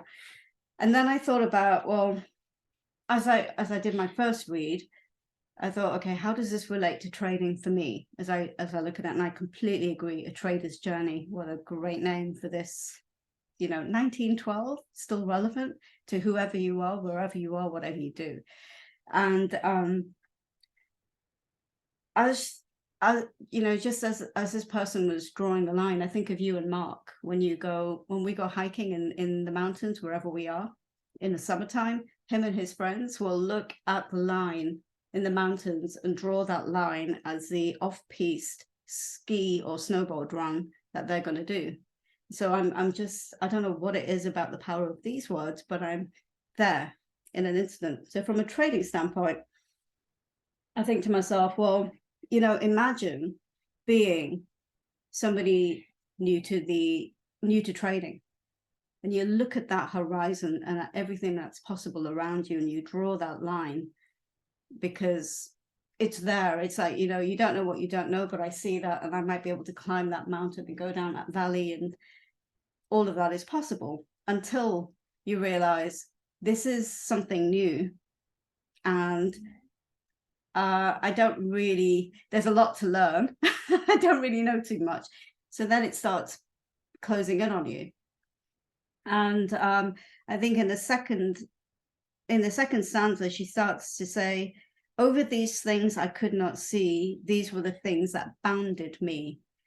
And so I'm like, okay, we're starting to constrict. We're starting to feel fear. We're starting to get smaller. And she's been able to add voice to this new venture. And I then think to myself, well, when I'm in that position and if I'm trying to move forward, I then turn on optimistic possibility thinking, Sonal, and she looks up at the sky. Well, I can do that. So if I'm feeling bounded in because this is constrictive, I can move up, I can get out there. So she kind of does that with her move to the sky, and I'm following it. It's a standard coping mechanism, self-talk, soothing, breathing, whatever it is. But then I didn't understand her use of the word scream. So one of you guys said she's trying to connect. She's trying to, and I was like, God, okay, yeah, I'm going to think about that. But she screamed, infinity came down and settled over me. Forced back my scream into my chest, bent back my arm upon my breast. And I'm thinking, that sounds painful. It sounds really, really painful.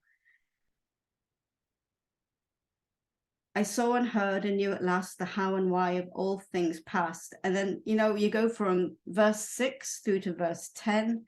And then that's pretty much where I lived in this poem, where it starts to get dark. So I'm going to read it. So all sin was of my sinning, all atoning mine, and mine the goal of all regret. Mine was the weight of every brooded wrong, the hate that stood behind each envious thrust, mine every greed, mine every lust. And all the while for every grief, each suffering, I craved relief, with individual desire, craved all in vain, and felt fierce fire. About 1,000 people crawl, perished with each, then mourned for all. And so I'm sitting there thinking about all the people that have traded and all the suffering that trading offers. Great, why are we doing this? And so I think about facing the truth and accountability to self and the magnifying effect of pain, the errors, the suffering, the greed, the fear, perspective making. And it's just the fabric of it's a fabric of life, but it's a fabric of human nature, and especially in trading. And then I think if you if I'm going through the journey of a trader who says, I can do it, it's a bit too much. No, I can do it. Oh my gosh, this is too much. And then I suffer. And then the next couple of lines talks about, and knew his hunger as my own. So now experience is feeding into the appreciation of others' suffering. Other people have been here. So it's one thing to imagine it. It's another thing to go through it. It's another thing to appreciate what others are going through. No hurt I did not feel, no death that was not mine. Mine each last breath, that crying met an answering cry from the compassion that was I, all suffering mine, and mine its rod, mine pity like the pity of God. So, you know, I went a bit dark, and I'm like, I can see and remember my pain, and I can see it and remember the pain of individuals that I know to be phenomenal traders, and the stuff that they go through and continue to go through and remain amazing as traders. And there was one line that I think Tom Sullivan picked up, which I can't find here, but it's looking at the pain of another individual. And then what I thought as you were speaking, Tom, was, so what's the point of this? And that is purpose. Like, if you go through it, if I go through this, if I learn how to trade, and if I trade well and have the pain and appreciate everybody else's pain as they go through it, do I have the ability to imagine not just the pain, but imagine the success? And the truth is, I've not actually gone stratospheric in my mind about what is possible and what you can do with the success once you reach those heights, because you can reach those depths. Trust me, been there, got the t-shirt, got a few of them, not fun. But purpose for the starving child in whichever place it may be. So super meaningful. And there were just some of the things that I thought about as I read this. And yeah, really heavy. Sylvia Plath. I knew of her. I didn't know of this poet. I have sent this poem to two of my friends in West Africa and one in America. I'm looking forward to hearing what they say, because those guys are actually doing things to alleviate pain. Yeah, so Aho.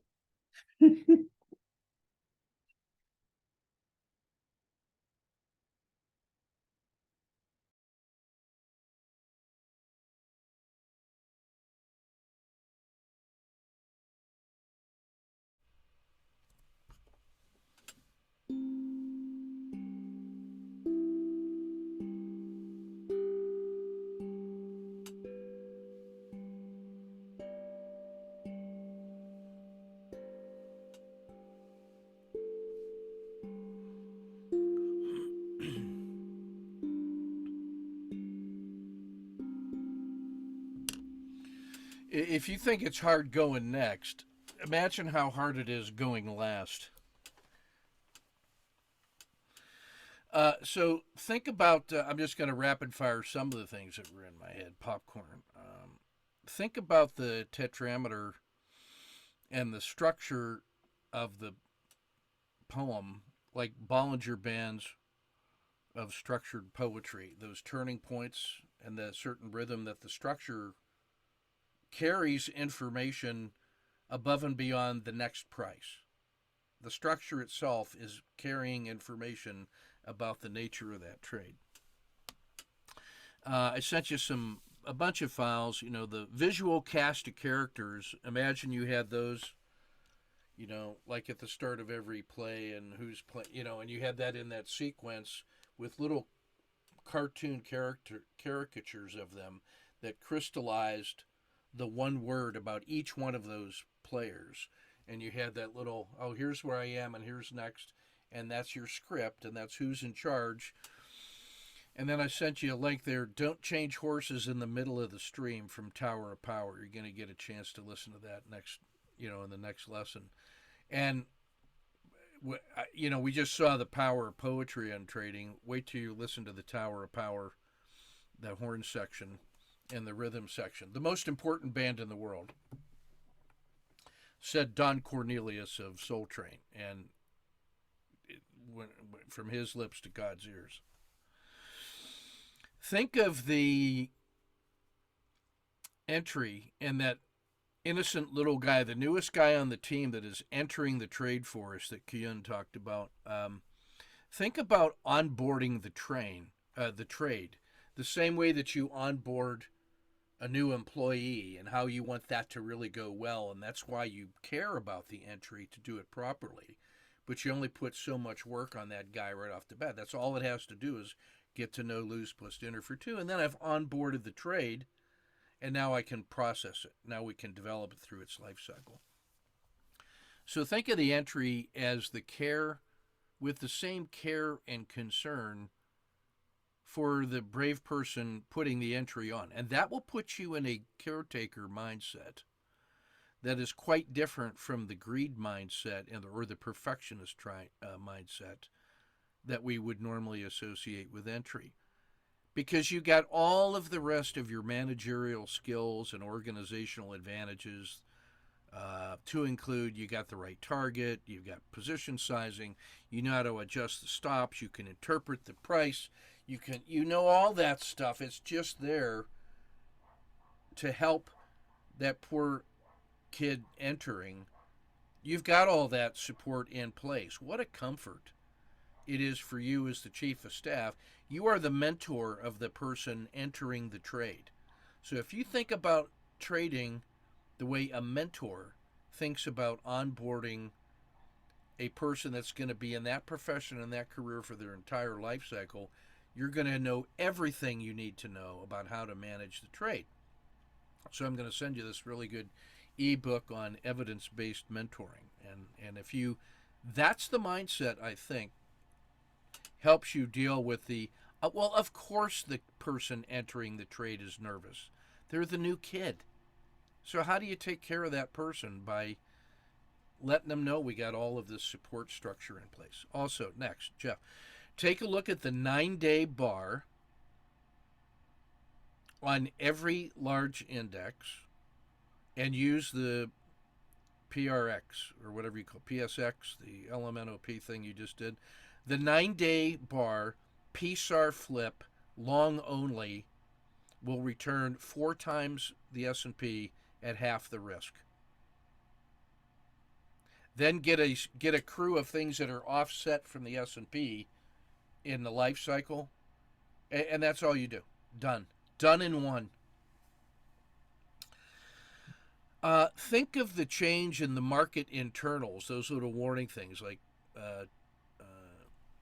Chin Long was talking about with Mark's warnings of underlying market. That's nothing more than the moon effect affecting the tides. So if you went down to the sea and you were just watching waves are coming in, and sometimes the waves are bigger and sometimes they're smaller and sometimes they're spread out a little bit and sometimes it's damn near flat.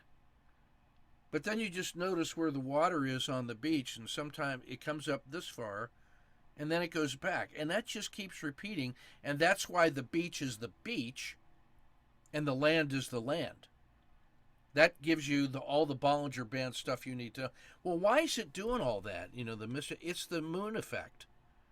That's the underlying power that's making those massive market changes and seasonal changes. It's the moon. So how do we okay, Bollinger Bands and PSAR flips and abnormal extensions and turning points in the market is where everybody suffers the most. Because at the turning point, 100% of the market participants don't know what's going on. What is this? Well, okay, it might be a turning point. So 100% of the people feel wrong, and that's why it gets so volatile until it starts to gain momentum and directionality and moves out, and then you have a series of degrees of confidence in that this is really a move and it's not just a whatever. The turning points are everything, and when that reduces to a doji, Jiminy crickets, compound critical state. The mountain is still the mountain. The river is still the river. Yes, it is. Still there. But you never step in the same river twice, and you never climb the same mountain. So you got to get your head wrapped around that. Keep digging. When you're in a poem, each shovelful of dirt discovers something new. Same hole, little deeper. It's your hole. Keep digging. Reasonable incremental adjustment, Kaizen. Radical transformation, radical change, Kaikaku. And then the 10x transformational, scaling. So you got to scale twice. Everything you do has got to be how fast can I scale this times 10 twice? 100. I don't want a 10x transformation. I want 100x transformation, which you get by 2 iterations of 10x. So everything is scale and leverage. That's why you plant seeds, because there's so many of them. And contained in each little seed of the compound critical state, there's a 100x trade. I just don't know if that's the one that's going to grow and thrive and go through its life cycle. So I'm just going to plant 1 million of them. I'm not trying to pick the... Oh, no, here's a better plan. Take 1 million seeds, study them very, very carefully. And now you tell me your criteria for picking the right seed. Shut up. Get a handful of seeds and throw them out there and let's go. I mean, where do you want to spend your time? Study, observation, adaptation, cultivation, motivation, inspiration.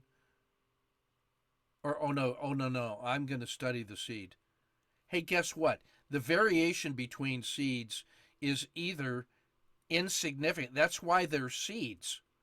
Nature picked seeds to be damn near identical with just enough internal variation that the bionome or whatever it is, the bio is good.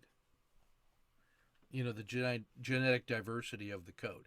Everything else is management and cultivation and intentionality. So that's managing the trade. So enter the trade by tossing out seeds everywhere and see what sticks, and then pay attention. Don't step on the little baby plants.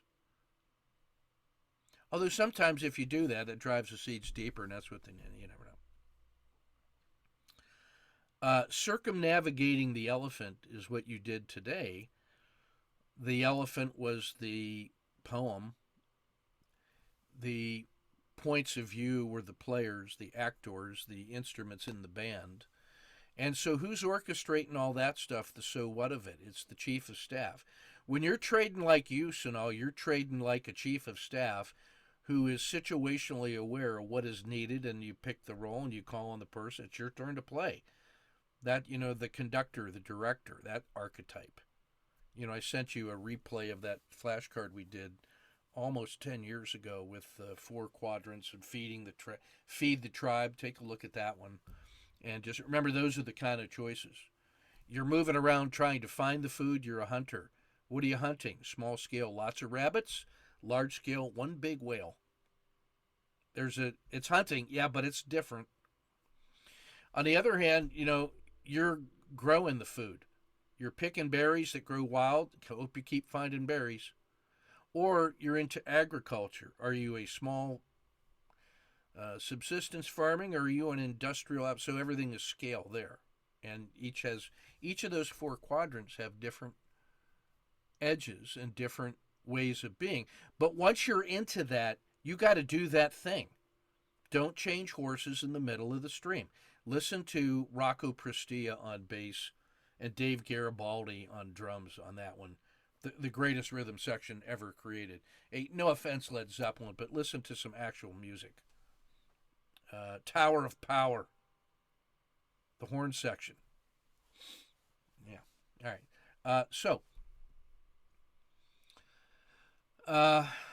That's everything I wanted. I had a lot more I was probably going to say, but that's probably pretty good.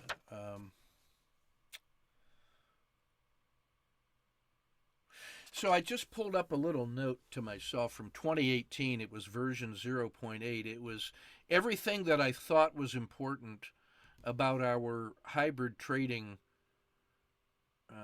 ecosystem, if you will. Lessons that we had learned up until the end of 2018. So if you think about that, that's about almost 20 years of, burning my hand on a hot stove and getting splinters from it.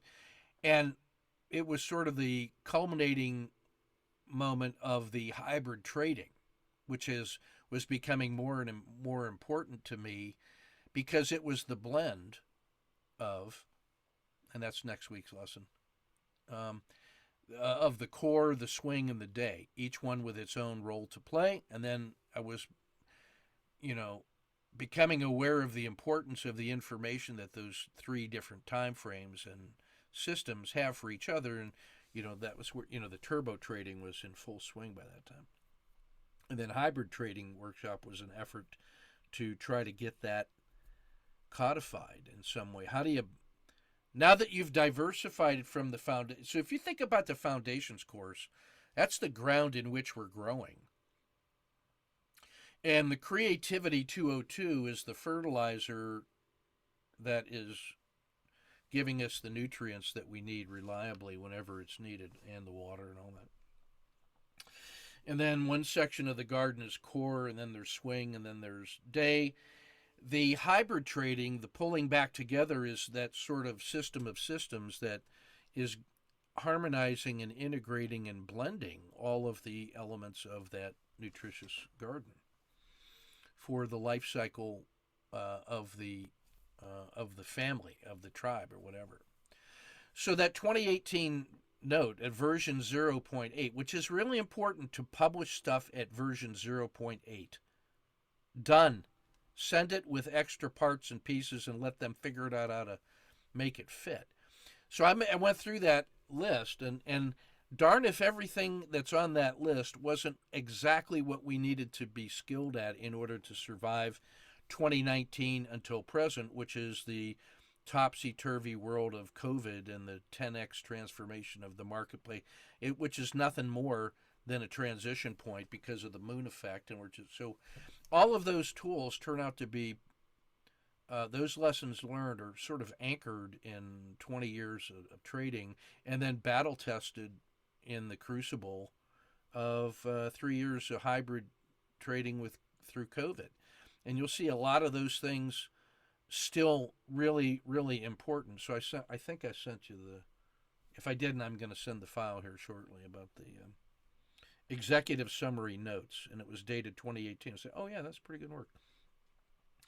Well, so we're in the middle of writing a field guide book for the field guide to tortoise trading through the eyes of the OWL group, which you guys are all members of, having suffered through all this shit.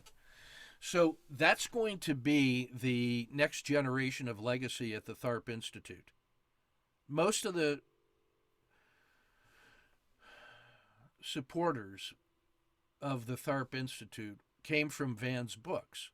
Well, we've got a handful of teachers, some of them are in this room, that learned in that environment, but for that legacy to continue to grow, we need more books. So I said, well, I'll write a goddamn book. And it's going to be just a field guide of, well, here's what we've learned. In the same way that the field guide to Fletcher's creativity has unleashed the hounds in this course, I'm just going to say, well, look, here's my backstory and the things that I've learned from Van, and I'm not trying to invent anything, but I'm just showing you what we've done and what we do. come at me, bro. And here's our little dojo on the side of the road, or the like Rivendell, the last homely house. And here's a place where you can do whatever it is you need to do: read, study, talk, sleep, rest, exercise, test, whatever, on the road less traveled, next to this stream that comes from the mountain that we draw our water from. And we have agriculture and hunting and vegetables and cooking and music and all that stuff. So,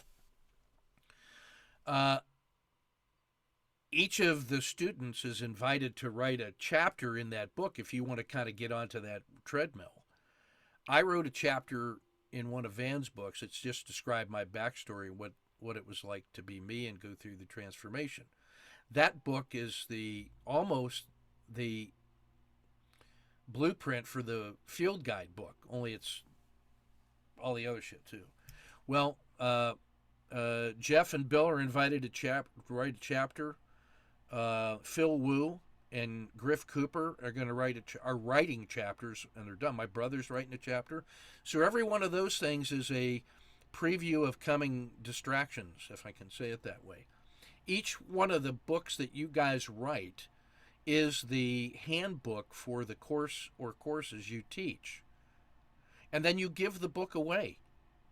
And then if it resonates, that seed planted once is fruitful and multiplies. And then you have a good, better, best. Here's the home study course already pre-recorded, and you can just listen as much as you want. Off you go. You don't get any of my time for that because I put the time into the good. Oh, you want better? Have one of these guys that are certified on the course, that have been through it, and can act as your guide, that can do exactly what we just did for as many other people as want to. And it doesn't have to be all 30 lessons. Here's 4 lessons. Try this. You like it? Try another 4. So there is an infinite number of packages that you assemble. And you guys are all certified now in true storytelling and facilitating these kinds of things. So my field guide is in reverence to Tharp's work. And there's a chapter for each of you guys in there. And then write your own goddamn book, and I'm going to help you write that book because it'll make you understand yourself and your system better. That's why I tell you, if you've got a system, I want you to build a home study course so you can teach it to others, so you learn your system. Not so that it makes money, but you want to learn your system. Try to teach it to somebody.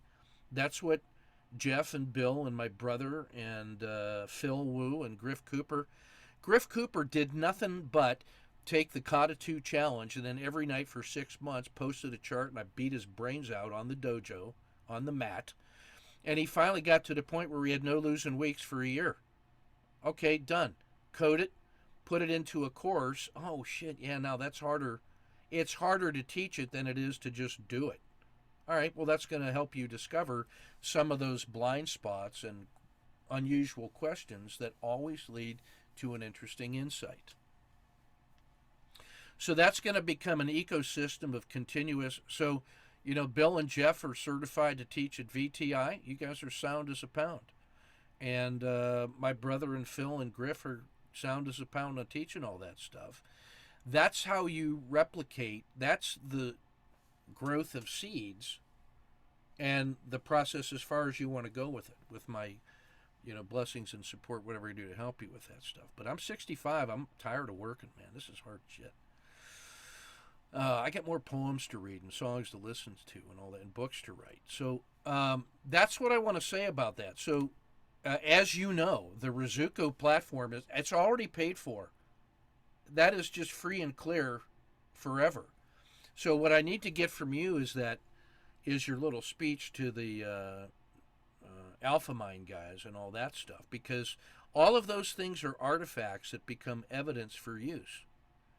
And we'll see where that stuff goes. What I do know is I have no idea where it's going to grow, except it's a kudzu vine, and that thing will grow anywhere you drop a seed.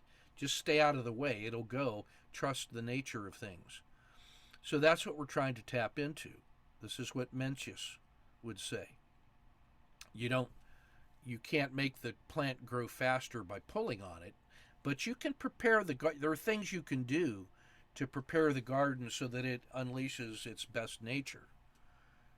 There's some of that mindful tending of the garden that comes from Motsu and his running buddy Chuangzi, who is concerned about all the other stuff, which is what happens when you're done cultivating. It's the journey to the mountaintop along the river and then back and everything in between. That's Chuangzi for the essential mystery of things, and Mencius for the cultivation of things. So those students built on their masters. Motsu built on Confucius, and Zhuangzi built on Lao Tzu. So the students were better, in my view, than the or just in a different part of the compass, which is all things. So remember the moon effect, the tidal forces. The externalization of those things are the Bollinger Bands you see on the beach, and the turning points are what makes all the difference in this journey together. And then you put on the hat that you need for where you are on the journey. And so now you are the chief of staff orchestrating. It's the trail boss. In those Western movies, it's the trail boss. And all the little cast of characters and all that other stuff, and the scout and all that, the trail boss is the guy that runs the wagon train. Who does he recruit? How does he care for them? Care and feeding, the good of the many versus the good of the few, to get across the Great Plains and over the mountains to the land of milk and honey. That's everything, is the trail boss. So anyway, thanks a lot, guys. We got stuff to do today. I'm going to go take the young lady. We're going to go eat some spaghetti. Rachel got her application into all of the med schools, and KU sent her an interview, and she's walking on clouds right now and preparing, what to do. And her team heard she had an interview. So no, don't leave us. She's a medical assistant, and they love her to death. But they said, "Oh, you want to go to KU Med School? We're all on board." So she's got the whole team ready to go. That's a whole life cycle of potential development right there. So that kid's just getting it done every day, picking them up, laying them down. Jesse's in great shape. Steve is in great shape too. I think Steven's got a future as a prop trader working from home with mentors like Jeff and Eric Morrison. Eric Morrison and those guys are doing some amazing work on scripting their 4X robots. He's making so much money on that. He just finally gave the Army the finger and says, I'm not teaching for you guys anymore because you're just too stupid. Whereas I'm too idealistic and I'm still trying to fix him. He just finally said, I just, he's got some family to care for and all that stuff, and he needs his health to take care of too. So expect to hear more from my son on that, Jeff. I really want you guys to, I figure between you and Griff Cooper and my son and that, the legacy for the future to me is well set. I mean, there's important things you're learning at STA and organizational leadership and being the face of an organization that may feel new to you, but it's sort of your dharma right now is to be some of that. So you got to learn how all that stuff works. Like in the soccer association, I was exactly in the same position. We had accumulated $100,000. And I said, well, where's that money? And they said, it's in our checking account. I said, stop. So immediately we moved. I checked what is our annual burn rate. So it just moved $80,000 of it instantly into a series of laddered CDs and inflation protected tips. How good was that? In order to fund all of our, that right there funds all of our scholarship needs for the future forever. And it takes it out of harm's way if we suddenly had some bad eggs in the downstream in the financial management and controls. We're in good shape now because it's me and my doctoral program boss, who was also my soccer team manager, who was my boss at Central Michigan. Then I got her into the faculty at St. Mary's University. And now we're shaping that program to be what we want it to be. And now she's the volunteer treasurer of our soccer association. We're just running this thing up in here, so we're in good shape. Cool. So that's what you got to think about, Jeff. You got to be a serious person now. You can start being a serious person as the face of the organization. You got the gray beard, and you look clean and speak well, and you speak with authority, and with you let your evidence speak for itself. And don't underestimate the importance of artifacts. That's what that book is going to be. That's why I need you to write a goddamn chapter. Write All a right. chapter, not I more will. than I 10 will. pages, and use that. Now, what I want you to do is the purpose of writing that chapter is your backstory until the production of the PRX system. And then that chapter is a standalone ebook that you give away for free with just enough to let people, it causes you no harm. But if you want more, buy the rest of your book, take the home study recorded course for $4.99. If you don't think that there's a gazillion people out there who suddenly discovered that they actually need to be systematic in the trading of crypto, hey, thanks, Sam Bankman-Fried, you horse's ass, go to jail forever. You know, there's now 10 million people that just realize that, oh, crypto trading might not be free chicken. What in the world could we do? Well, how about thinking about it professionally? Well, what does professional trading look like? Insert your material there. So I need you to write a 10-page chapter illustrating the PRX. I want the damn PRX course as a home study course that takes no time from you as the good solution. Oh, you want a better solution? You can go through it on a 10-week or 4-week basis with a guided tour.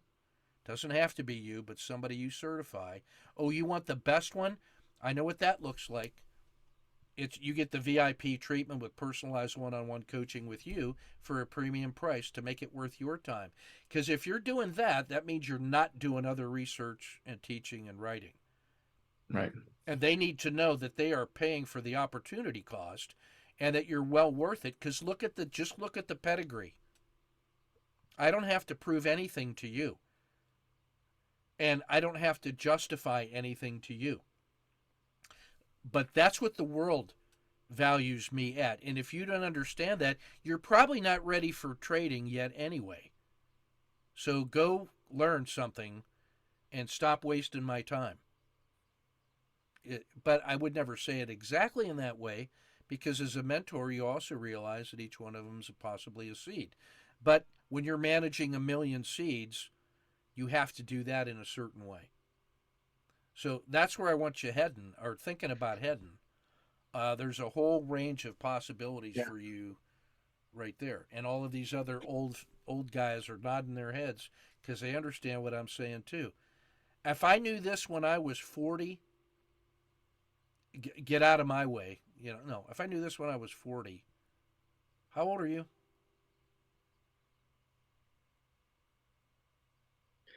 43, 44, 44. Okay, goddamn it. You got 7 years to your 50. And whatever you are at 50 is 100% your fault. When you're 20, it's 100% your parents' fault.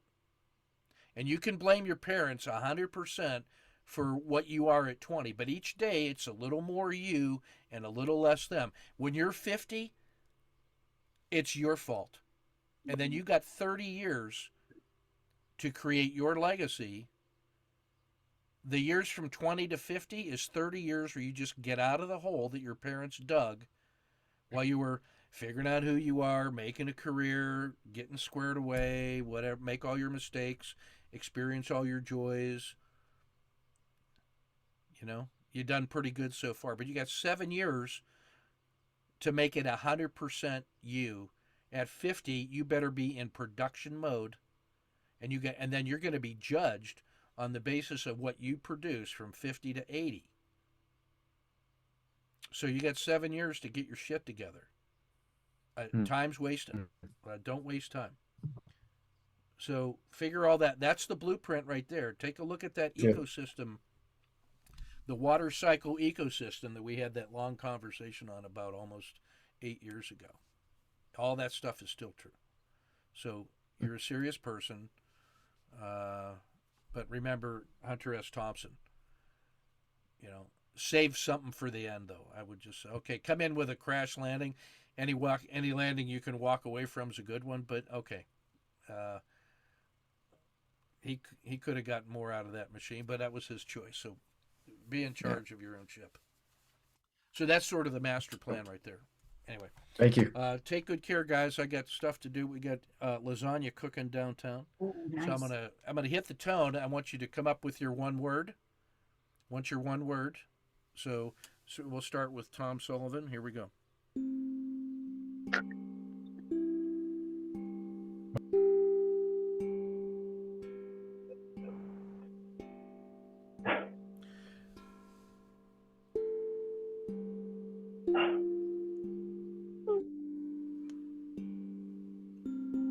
Tom.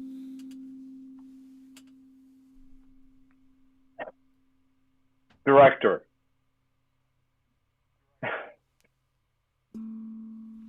Chunlong. Reborn or rebirth.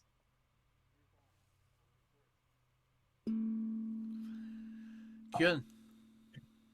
Characters. Ernie. Eternity. Didn't catch it. Sonal. Whisperer. Jeffrey. Media.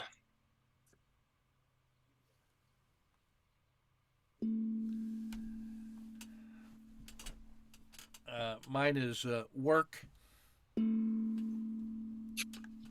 Do work. Hey, take good care, guys. This was I keep thinking it can't get any better, but wow. How good was any of that? Hey guys, could I share